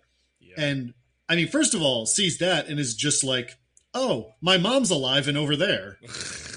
Mhm. Like, no suspicion about this whatsoever. Runs outside to go see her. And then her mom is like, oh, Julie, I'm so glad to see you. We didn't die. We faked our deaths because we're working on a super top secret thing. And because of that super top secret thing, we need that cosmic key that your friends in there have. Can you just go steal it for me? Even though you know that they're using it to get home right now? Yeah. And then she just goes and does that. Like, Yeah. She does. Again, zero questions. Yeah, I feel like, well, looking back at it and thinking about like what I would do if I was trying to trick this character, or like what I would expect a clever character would do, it's almost the opposite. You'd want the mom to come in and be like, oh my God, listen, He-Man's the actual bad guy and Skeletor's cool and he's tricked you and you need to give me the thing. Like, you need to act like it's kind of a big deal that you used to be dead or something. Mhm. Like a human being would act. And maybe that's just Jan Evelyn having kind of a weird vibe generally. This is something that I think would continue pretty well into the next movie. And we'll see, like, Evelyn just seems like she's on another level. But the idea of the parents coming back as like ethereal ghost people really works against the like, we're actually here and spies thing that they're trying to sell. Right. Yeah, it is a last minute gambit that makes little to no sense, but I guess Evelyn was like, it must have worked for her before. I mean, At it some worked for her point, then, Evelyn yeah, so- tricked a girl. Yeah. and she's like, Whenever Evelyn walks into somebody's house that she's trying to trick, she always sees the newspaper clipping they've put up about the accident their parents died in, and then looks at the framed photo of said parents with the girl, and she's like, Yep. Which, by the way, is a real thing. Like, they do actually set this up we see those things happen in this movie. That's how characters in the 80s like signaled that they knew stuff in movies. Well, They the had ideas. doesn't happen, but the part where where Evelyn and the Warriors find the newspaper clipping and the picture of Julie's parents. So, Yeah. later you can be like, oh, that's how she knew. I will also say, speaking of the parents and their deaths, and just how weird that's presented, I feel like it took me until I finished the movie and they kind of said this to realize that the parents died in a plane crash, but not a plane crash. Like Right. the airplane went down and everybody in the airplane died plane crash. They were fucking around in a private like little plane that only the two of them were in that crashed. Mhm. And that's just crazy considering they're like really boring suburban parents at the time we see them in the movie. Yeah, what was their hookup? Like, Yeah. Seeing the war, like, and Well, maybe, you you know. know what? People do get into flying. Adults, apparently, like, not adults, but like parents and like people in their I have a midlife cousin who crises does love that. Yeah. Nathan Fielder and stuff. Now, to be it's- fair, his dad was a military pilot, so that's why he was Oh. interested. yeah, But that- he was never in the military. Yeah. It's, seems dangerous for the reasons that the movie brings up, but also just like, it's the gift of flight. It's pretty cool. It's what the birds Yeah. can do. So I If feel like I'm- people would like to do it. It's also like, man, she's never going to be able to convince her parents that like she did anything, because like Yeah. I also assumed until they said that line that it was like a commercial airliner accident. So I was going to be like, she makes them stay home and then that plane crashes and the rest of their lives they're like, wow, if it wasn't for Julie doing that, we could have been on that plane. But like, no, they're just going to be like, yeah, if it wasn't for Julie, we could have had a nice vacation.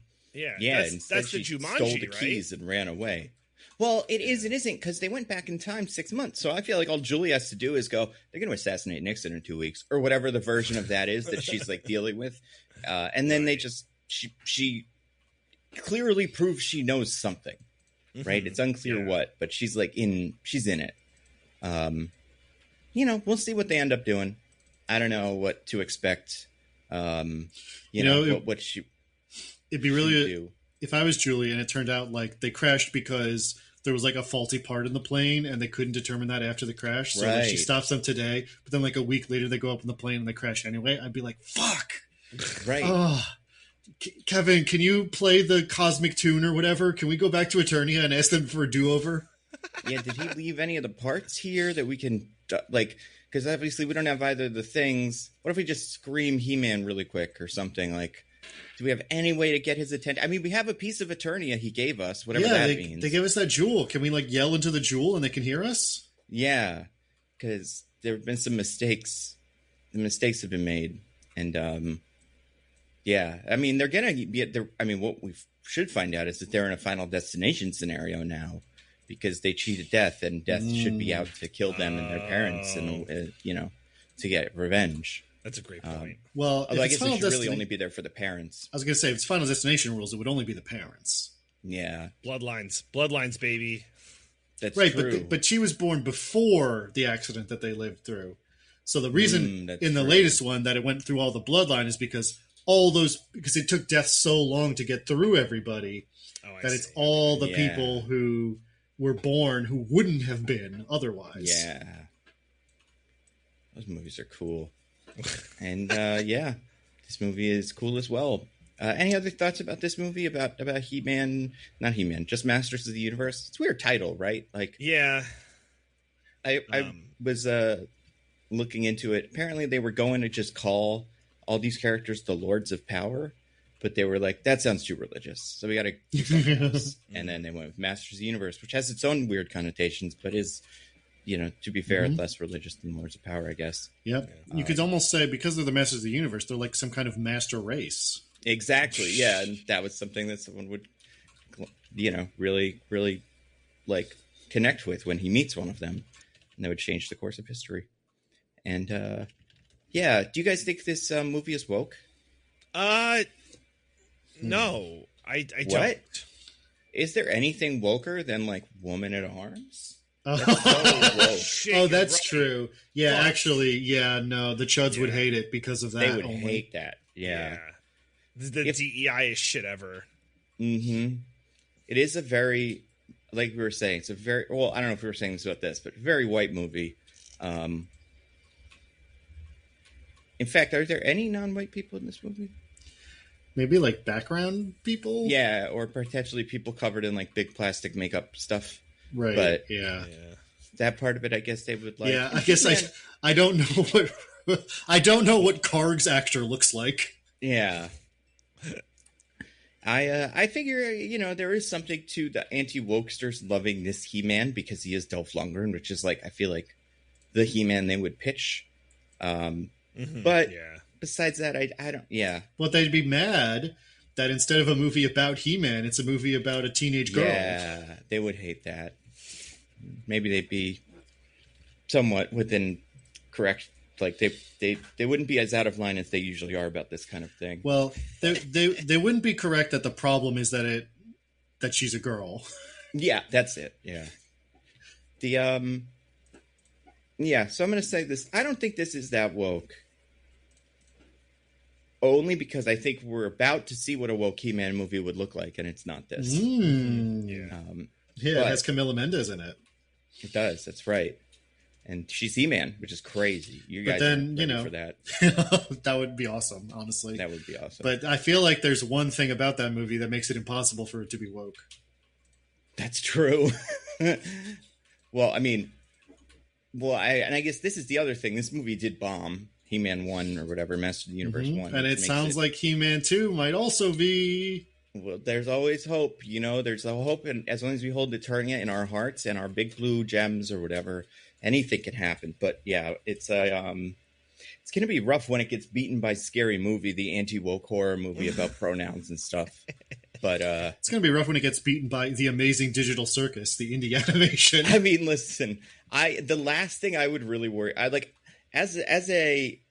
as a studio executive this year, I feel like this is the year you get to go, I don't know what the fuck Backrooms was. And apparently it's all the kids care about. So like there's so many little fluke movies like that and Obsession and Backrooms that like something like Scary Movie that's for millennials making money, I think is the thing that I'm like, we're supposed to bet on those. Like that's always been the wisdom.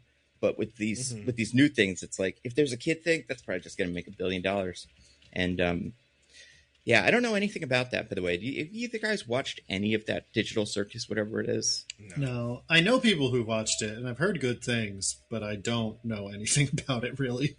It wasn't originally scheduled to be a movie until like recently, kind of, right? Or something. Right, no, it's a web series. Like it's an indie animation thing, and so like it has been airing, and these are just like the last episodes. Okay. But yeah, they got a deal because it was so popular, I guess, that they were able to have it released in movie theaters. That's pretty cool. I hope it does well. But yeah, it looks like it is doing pretty well. Yeah. It's and I guess we're talking about this on the day we said this was, which was Wednesday or Thursday or something. So like a lot of this information for tracking is out there, and they're getting more detailed information as we go. I do think the reactions, the fan reactions to He-Man have been good. It's one of those things though where it's like if this movie needs to make $80 billion, it's going to be hard for it to do that if it doesn't immediately start doing that. Like it's so tough for a movie to get enough momentum to make back blockbuster money. Yeah, it's almost like movie budgets are out of control.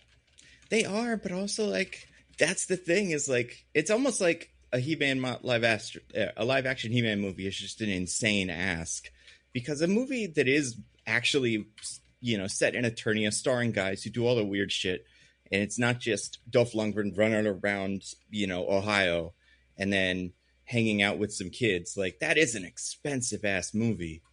So it's like it's almost like there's some things that should just be animated. Yeah. And not be live action.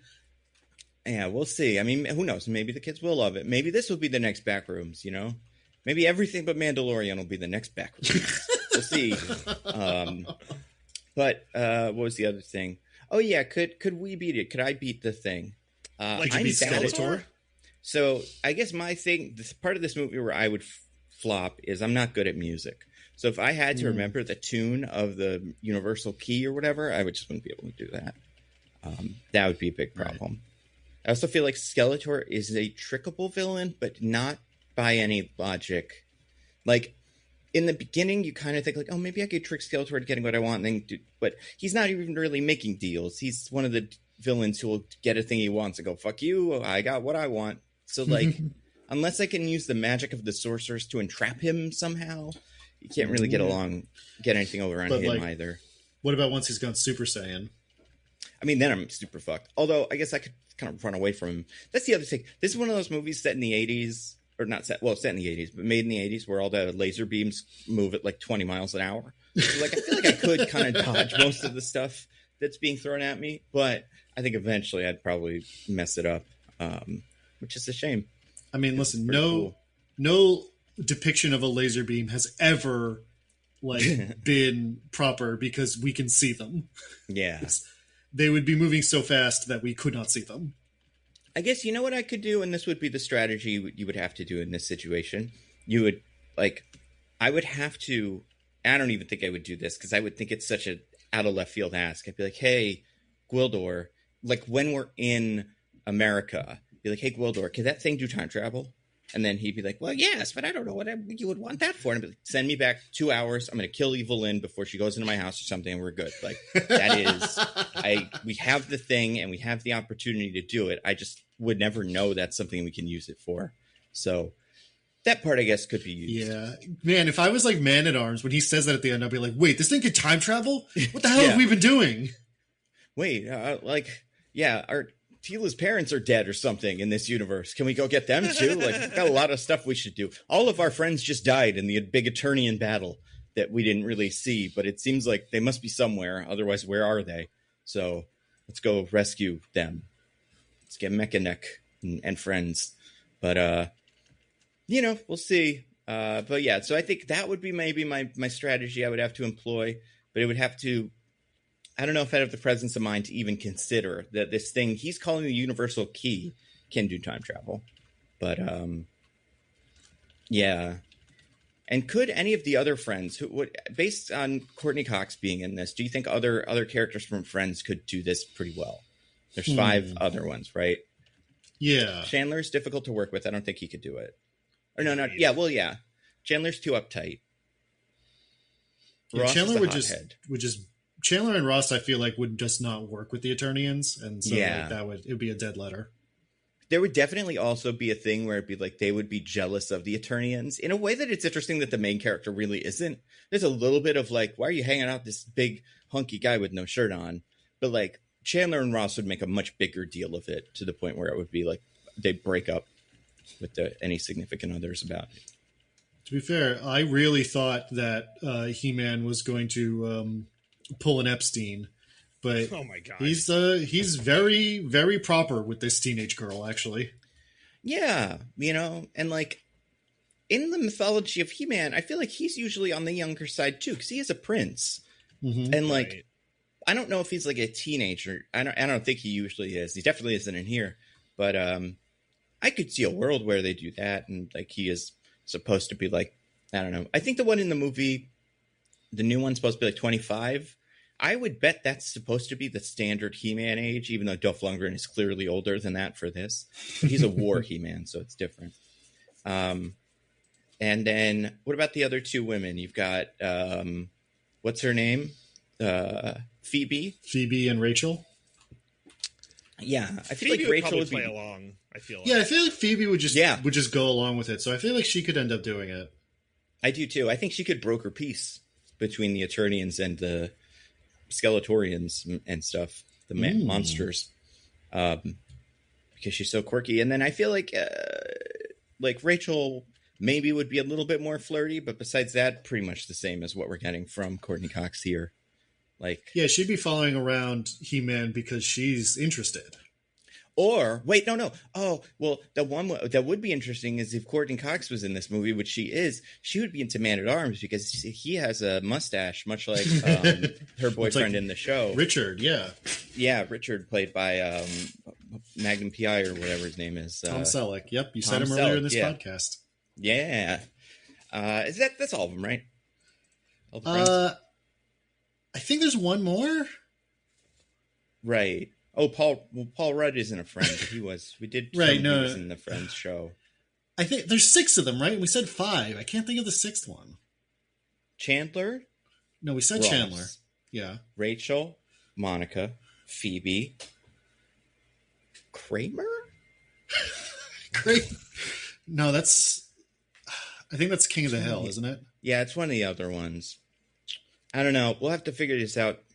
I mean, maybe if people have ideas, they can put it in the Discord of like what other Friends characters, like Gunther. That's in there, right? We said Gunther already. Yeah. Though. Or Janice. Oh, Janice.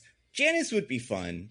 Honestly, it's annoying that we don't get more of that, like more regular weirdos in this movie from the 80s. Besides the cop, everybody in the 80s is pretty normal, but especially in a sitcom setting and stuff like Married with Children and other stuff from that time, there were plenty of kooks that we could have had He-Man bump into and be like we could have had the like really forward older sister who is in her 20s meet He-Man and start trying to flirt with him and stuff, and that would have been fun. Mm-hmm. That's the fun of what these are. Now that I'm thinking about it, like a reverse isekai or whatever we're calling this, like that's part of it. Is it's like, oh, it's interesting seeing him interacting with these other people because he doesn't really get it. But yeah, and there's no scene of like some drag queens or like street performers seeing He-Man and being like, "Hey, we're basically this. You're one of us, right? Like that's what you got going on."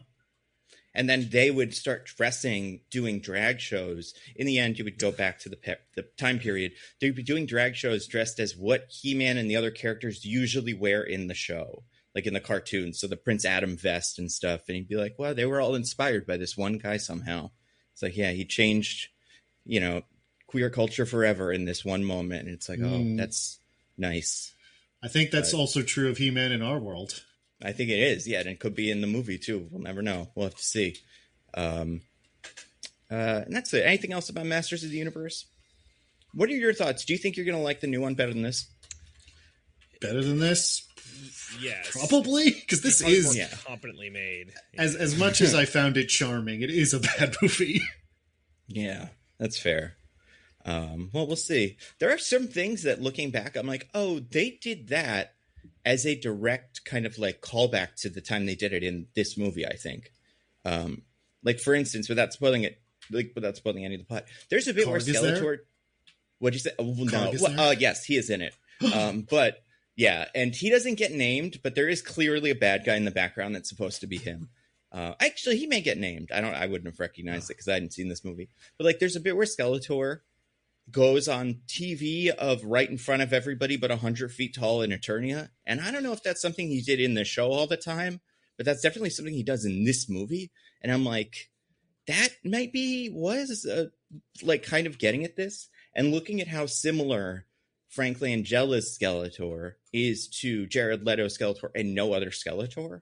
It does kind of feel like this movie was more inspired by, or the new one was more inspired by the original than you would expect, considering the original is an old like movie nobody really likes. But yeah. Oh, also we never mentioned this. Frank Langella, famously also a sex guy, bad sex guy. No, damn. Yeah, got fired from the Fall of the House of Usher show because there's a quote of it, but the quote is something along the lines of, I was trying to do a love scene, and the intimacy coordinator says, touch her here.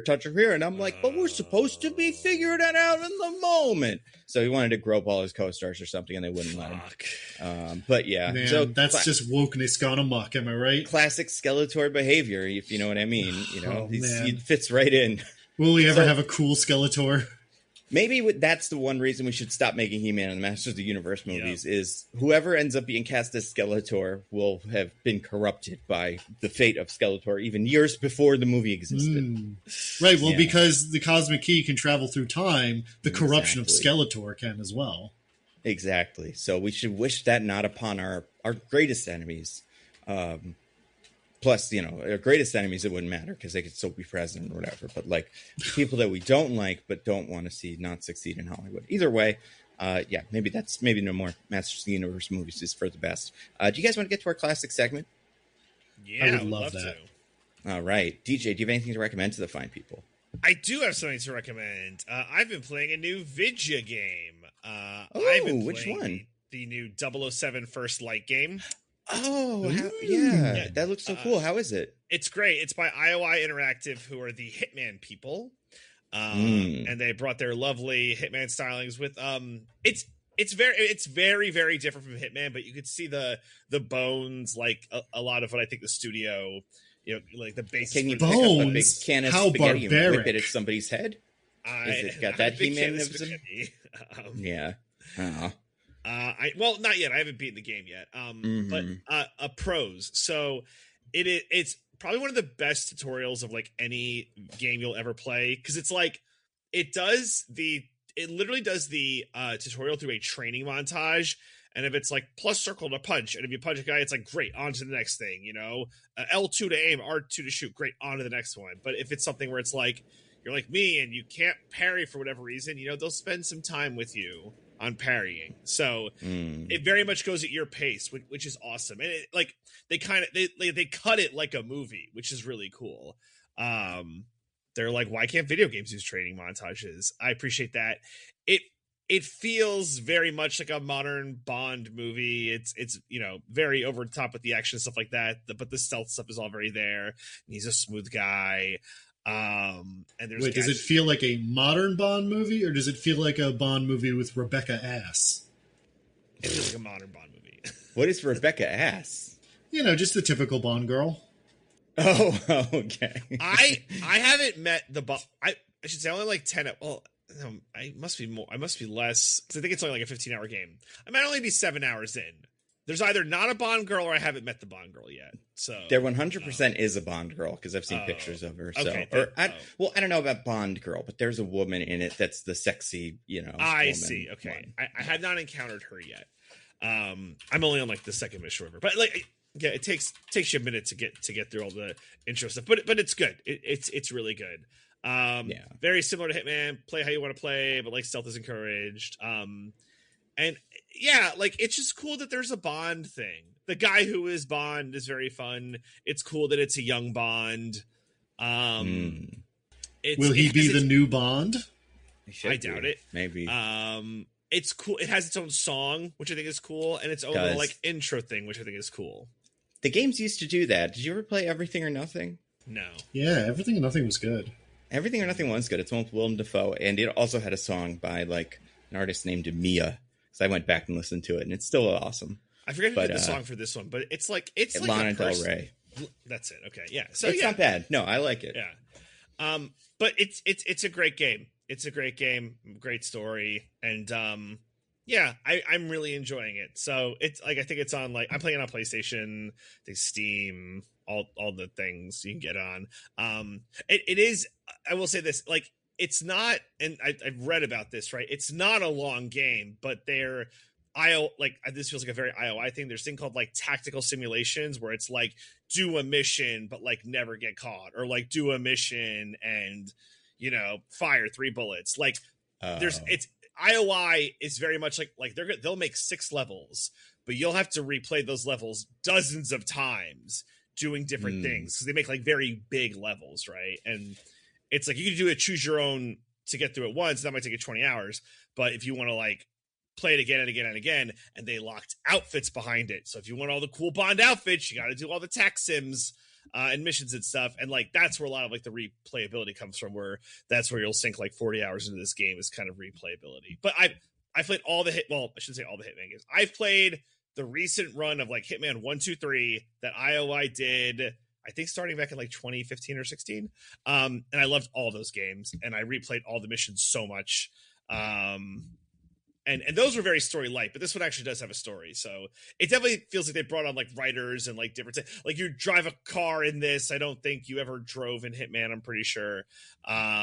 So yeah, they definitely like added more, I would say like classic action adventure elements to this game to kind of flesh it out more and make it like a James Is it a Bond classic game. James Bond car? Is it like a Aston Martin, whatever the new one is? You see a classic. They kind of tease a classic Bond car. Hoping I get to drive that car. But it's in the lab or something like that. It's somewhere you are, and it's like, oh wow, that's quite a car, and it's like, ooh, that better be Chekhov's gun's car that I get to drive at some point. Instead, here's your Ford Focus Bond, because you're not 00 Bond yet, and you're like, fuck, exactly. These are still dependable. It'll be a lot harder to get recognized in a crowd in this. Thank you, Q. That would be what he should say. Q is great. Moneypenny's great. M is great. It's all. What's her name's in it, right? Cersei from the Eternals is in it somewhere? Yes. Cool. Is she playing Cersei, or is it her character from Crazy Rich Asians?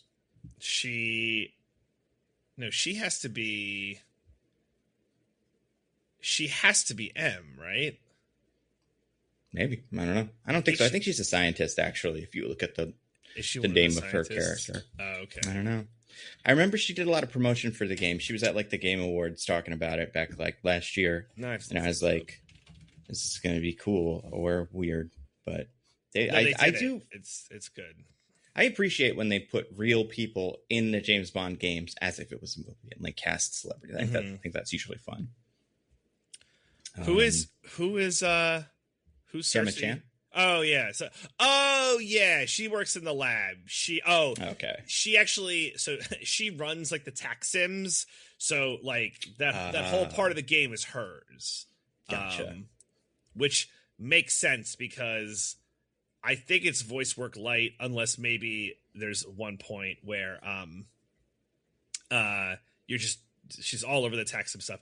Oh, also Lenny Kravitz is in it as a character that makes no sense for Lenny Kravitz by how he sounds, but I guess maybe aesthetically it's Lenny Kravitz. It's like light spoilers. He plays an African pirate king, and all of the guys around him have a very specific, very certain accent that they all have, and then Lenny Kravitz sounds like Lenny Kravitz. Interesting. Is it revealed that he is secretly James Bond 005 or something? Maybe who I'll get decided there. to be a pirate king eventually? And he's like, he's Felix Leiter. Oh shit! No, this is his origin. Is he used to be a pirate king? That'd be cool. But of course, Lenny Kravitz looks like a modern day pirate king. Like, oh yeah, but then he's got a swarthiness to him. Yeah, and then he opens his mouth, and you're like, oh no. All of your guys sound a certain way. They certainly didn't learn it from you. Yeah. Well, this happened. Anyway, it's a great game. It's a great game. So, it is the, modern day, like, whatever, $60, $70 price tag. I honestly can't remember. Was it 70? Whatever. But, you can wait. Or if you're like, I want to dive in. But 007 First Light, it's really, really good. Sure. Wow. Great point, DJ. Diggins, do you have anything to recommend to the fine people? Recommend. Yes, that part. Yes, that's what we're doing. I do. I got a few things. So I'll try to just go through them quickly. One is, we've talked about it a little bit. I saw a little movie called Backrooms. Oh, yeah, because you're a Zoomer, Diggins mogged us by going to see Backrooms before us. I was Backrooms maxing so I could mog all over you guys 6-7. Yeah. What'd you think? Do you like it? I did like it, yeah. I understand some people are like unhappy with it in some way for reasons that are somewhat unclear to me. I think there's some people who are annoyed that the movie has characters in it. And I'm like, what do you want? It's a movie.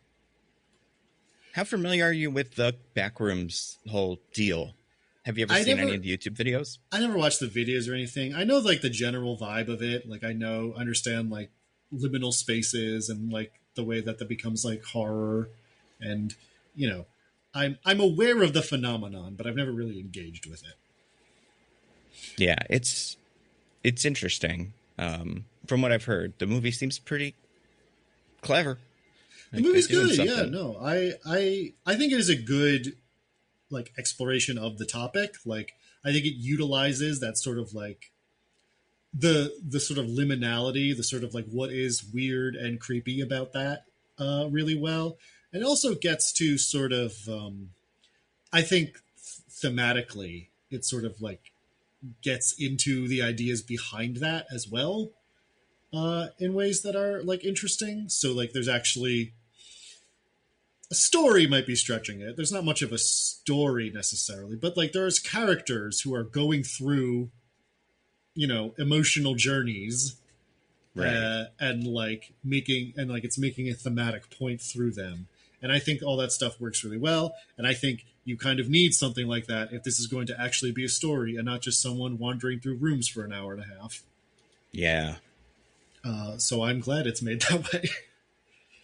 But yeah, no, I really enjoyed it. I haven't seen Obsession yet. I'm actually going to see that pretty soon. So we'll see which of those horror phenomenons I like better. But yeah, Backrooms is definitely worth your time. Also, I'm just always happy to see Renata Reinsve. She's great. I mean, yeah, it's crazy that they got her for this. Chiwetel Ejiofor feels like a guy that you could get for this because he does a lot of different stuff, and I'm like, oh, not in a bad way, but just in a like he pops up everywhere. But with her, I'm like, this is her first technically post Academy Awards movie. That's really good for them. I think this might be her first. No, it's not her first fully American movie. I don't think. Because that makes sense. But it's definitely, I think, her most mainstream movie she's ever made. Oh, for sure. Anyway, yeah. So that's a good movie. I also watched another movie from 2019, not a recent one, called Plus One. Oh, yeah.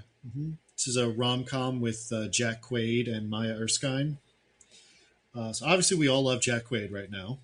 He's a big cube. And everyone loves cubes.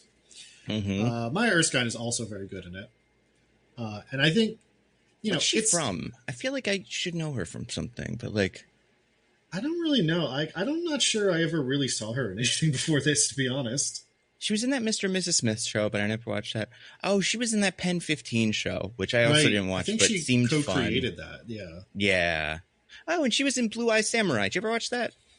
No. It's a really good show. It's an animated show, but still, yeah. Show's pretty cool. Yeah, no, it's as far as like rom-coms go, it's not reinventing the wheel. It's like very much what you expect. The premise is that the two of them are like single friends in that time period of your life where there's a million weddings to go to. And so they decide that they're just both going to be each other's plus ones for all the weddings they have to go to that year, just so neither of them has to go alone. Ah. And, obviously, it becomes friends to lovers. Oh. That'd be modern the Jack other. Quaid. This Yeah. was Jack Quaid Yeah, from a that's few years true. ago. Oh, man. But yeah, friends to lovers sort of thing. Like I said, it's very standard in terms of like plot. Like it's not going to surprise you, but I think it's done very well. I think Jack Quaid and Maya Erskine have really good chemistry. So that's always what kills these sort of like standard rom-coms is when the leads just don't work together at all. And there's like it's not like super funny, but there's some good jokes in there. So I had a very pleasant time with it. So I think that's worth wrecking. Where do you watch it? What did you? Is it a Hulu? It's on Hulu. Thing? Yeah. Okay. I don't think it is a Hulu movie. I think it was a theatrical release, but it's on Hulu now. It's cool. And then finally, I am doing that thing we never do on this show. I'm recommending a book. Oh, yeah, that is unusual. What was don't worry, it's not some kind of like fancy smart book. Or the Bible? Or the Bible. Never. No. One of these days, one of us is going to read it, and things are going to change, but not yet. You'll know immediately as the podcast starts. Mm-hmm. Yeah, one of them read the Bible. There will actually be less biblical references in the podcast when that happens. Yeah, that's true. But no, I read a book called The Infinite and the Divine, and you're like, wow, that sounds like it's such a heady intellectual book. And no, that's a Warhammer 40K book. Baby. Oh, okay. Nice. It's the first Warhammer book I've ever read, and it's a good one for that because it's very standalone. Mm-hmm. Like they talk about things in the world, so sometimes there's just some nouns that I'm like, what the fuck is this? But mostly you can pick it up from context clues. And like anything that's actually important, they do explain. That's cool. So it's about these two. They're called Necrons. They're like they're these people who, in the distant past, put their bodies or put their minds or souls or whatever you want to call it into robots, so they live forever. Oh. So it's these two immortal, like incredibly powerful robot beings called Trazyn the Infinite and Oricon the Diviner, hence the Infinite and the Divine. Trazyn is like an archivist. He collects like bits of history and cultures and like things from other planets, and like in the crazy powerful like, immortal robot way, like literally like freezes living people in time and displays them in his little museum. Yeah, your classic Brainiac kind of thing. Yeah. I love that. Classic stuff. And Oricon is he's like a seer almost. He has like time science magic. So he can sort of like time travel a little bit. And Trazyn's very focused on the past, and Oricon's very focused on the future. And the main thing is the main thing is just like this 10,000 year feud that the two of them have over this like special artifact that they both have an interest in. And the main thing is that they are the two pissiest little bitches in the universe. Ooh, okay. They hate each other and but like hate each other in that way that if you're fanfically inclined, you're like, but there's something there, isn't there? Right. So it's just really fun because it's just like these two like stupidly overpowered like immortal beings having a children's feud for 10,000 years that involves like slaughtering entire planets and like blowing up spaceships and stuff. That's cool. So yeah, it's a very fun book, and it's, I think, like I said, a good introduction to that sort of thing, like the whole Warhammer thing, because it's very self-contained. You don't really need to know anything going in. Nice. You'll like miss some references, but like you'll get everything that matters to the actual story. But yeah, so those are my recs. What about you, Nando? Anything to rec? A couple things. This week, the new season of Rick and Morty came out, season 9. Or like 2 weeks ago, but like this is the first week I've watched it. It's been pretty good. I'm pretty happy with it. It's like all Rick and Morty, where like it's mostly good or at least kind of interesting. Sometimes it gets a little too into its own like business, and like I think the first episode is a good example of one that has a lot of like continuity that I don't really care about, but is a fun enough watch and like has enough going on that I think it's good. Second episode I think is pretty solid. Like I think that will end up being a pretty classic like Rick and Morty episode. Also like it's very it's Rick and Morty, so it's an interesting like what's the word, commentary on our current day and stuff. For instance, the overview of this is the summary for the first episode. It just says, Rick and Morty are back, baby. Season 9 is all certified bangers. No AI slop, just grade A organic slop made by real humans with back hairs or with human traits like back hair and cysts. Please watch or we'll have neglected our families for nothing. So like that kind of thing. It's pretty funny though. I do like the show. And like looking back, I'm reminded of how much the other seasons are just about as hit or miss as this one. And like they usually are kind of like, oh, this one's okay, this one's not good. But because of how we changed culturally, Rick and Morty kind of changed, and like how it got annoying and then it got unannoying, and it's just a very interesting little thing. They also, kicked out the sex criminal. They kicked out the sex criminal. Yep, that was the thing. And like, some people maybe would say the show is worse for it because of some not sex criminal related stuff, but just creative choices. It's an interesting balance. I don't know if I would go that far, but I'm sure that's an opinion some people have. And there's a new show coming out that is just the President Keith David show that is in the universe of this. It seems like it's going to be like kind of X-Files or something. And I think that could be kind of fun, but I'm not sure what that is yet. I feel like that probably premieres this month at some point. I think it's just called like President, whatever his name is. Keith David is the actor. But anyway, Rick and Morty season 9, pretty good. Not, like the greatest, season that has never made any mistakes, but a solid season of television that I'm always like, I have to be reminded came back. It's always a surprise to me that it's like, oh, right. Yeah. They made new Rick and Mortys because they do it constantly. I just don't really think about anymore. Yeah. And like, I don't blame anybody for like, well, I kind of blame them maybe for like not advertising it as much as they should, but like, it's just hard to get people's attention these days. So I get it. I don't think I've watched any besides the He-Man movie, which I've seen, which we'll talk about next week. I have seen, I haven't seen any new shows. Like For All Mankind is done for this season. That was fun. Widow's Bay still going strong. I don't think anything else starts in the near future. Eventually, X-Men 97 is coming back. Pretty excited about that.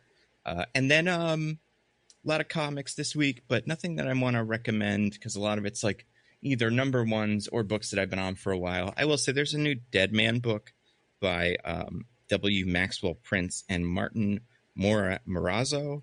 That's an interesting book. Deadman's an interesting character. And I wouldn't be surprised if this ends up being a really good book because this is another one of their next level books where it's like kind of a fresh start on this character, but it's also a little bit more like, what's the word? Like artistic isn't the right way to describe it. Although that's kind of how it would describe it, but like creator driven, I guess.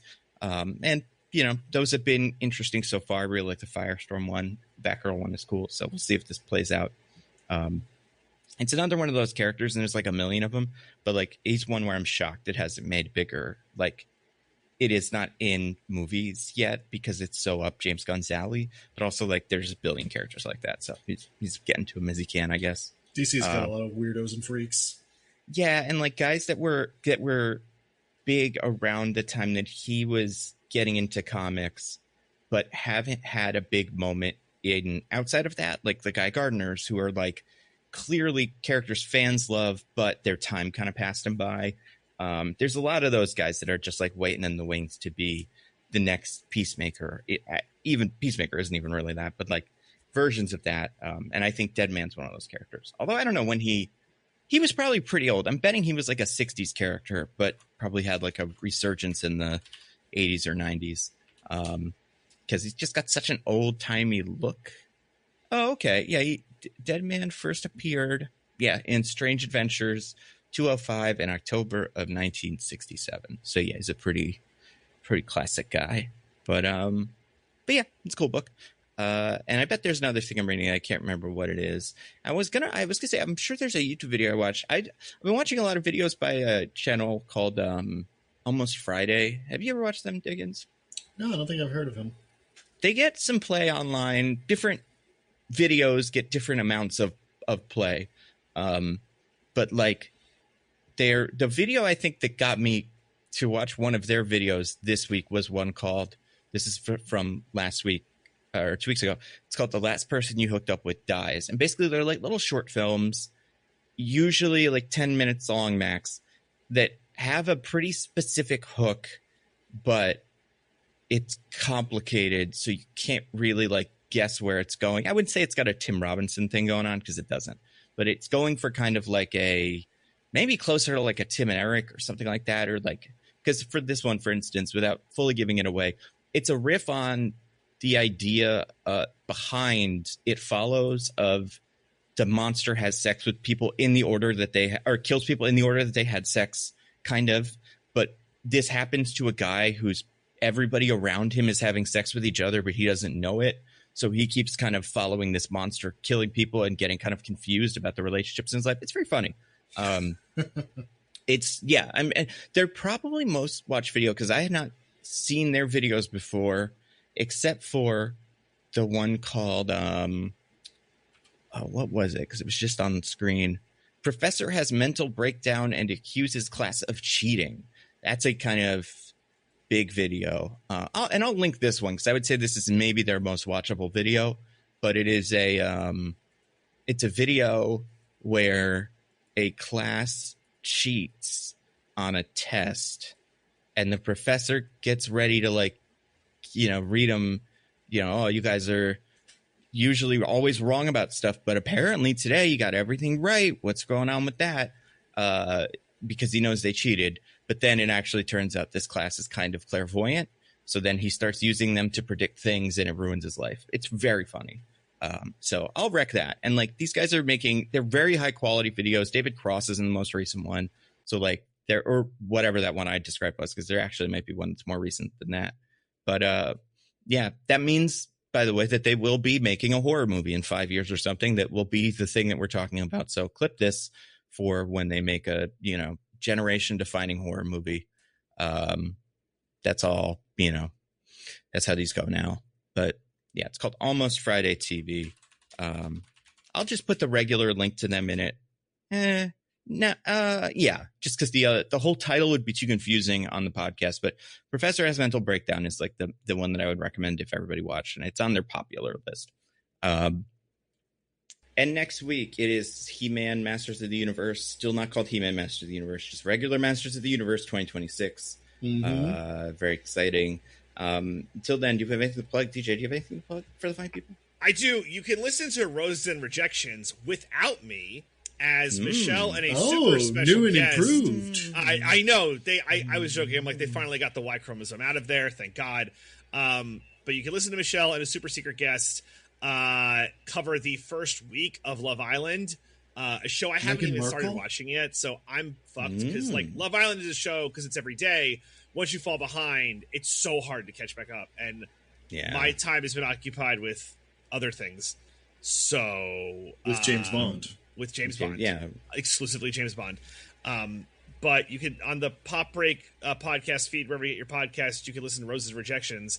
And if you want full Love Island coverage, you can listen to Michelle and a super special guest, who I'm not at liberty to reveal yet. But it's awesome, and everyone should go listen, especially because I'm not on it. So objectively, that means it's better. Diggins, what about you? Nope. What about you, Nando? Videos. I put videos about, the Spider-Man Noir show. I get videos about X-Men cartoon news and stuff. And then I put out on Nando V Movies my video that's the who should be the first bad guy in the new X-Men movie that they're going to make for the MCU eventually, which is mostly just me talking about those movies and some of those characters. So that is those are all on YouTube and stuff. And then Nebula and stuff, and that's it, I think. Yeah, nothing else that I can think of that I need to recommend or plug from myself. So until next week for Masters of the Universe 2026, I've been at Nando Movies on Twitter. I'm at Zippy by Day. I'm at C Diggins exclusively on Bluesky. Bye, everybody. Goodbye. Bye.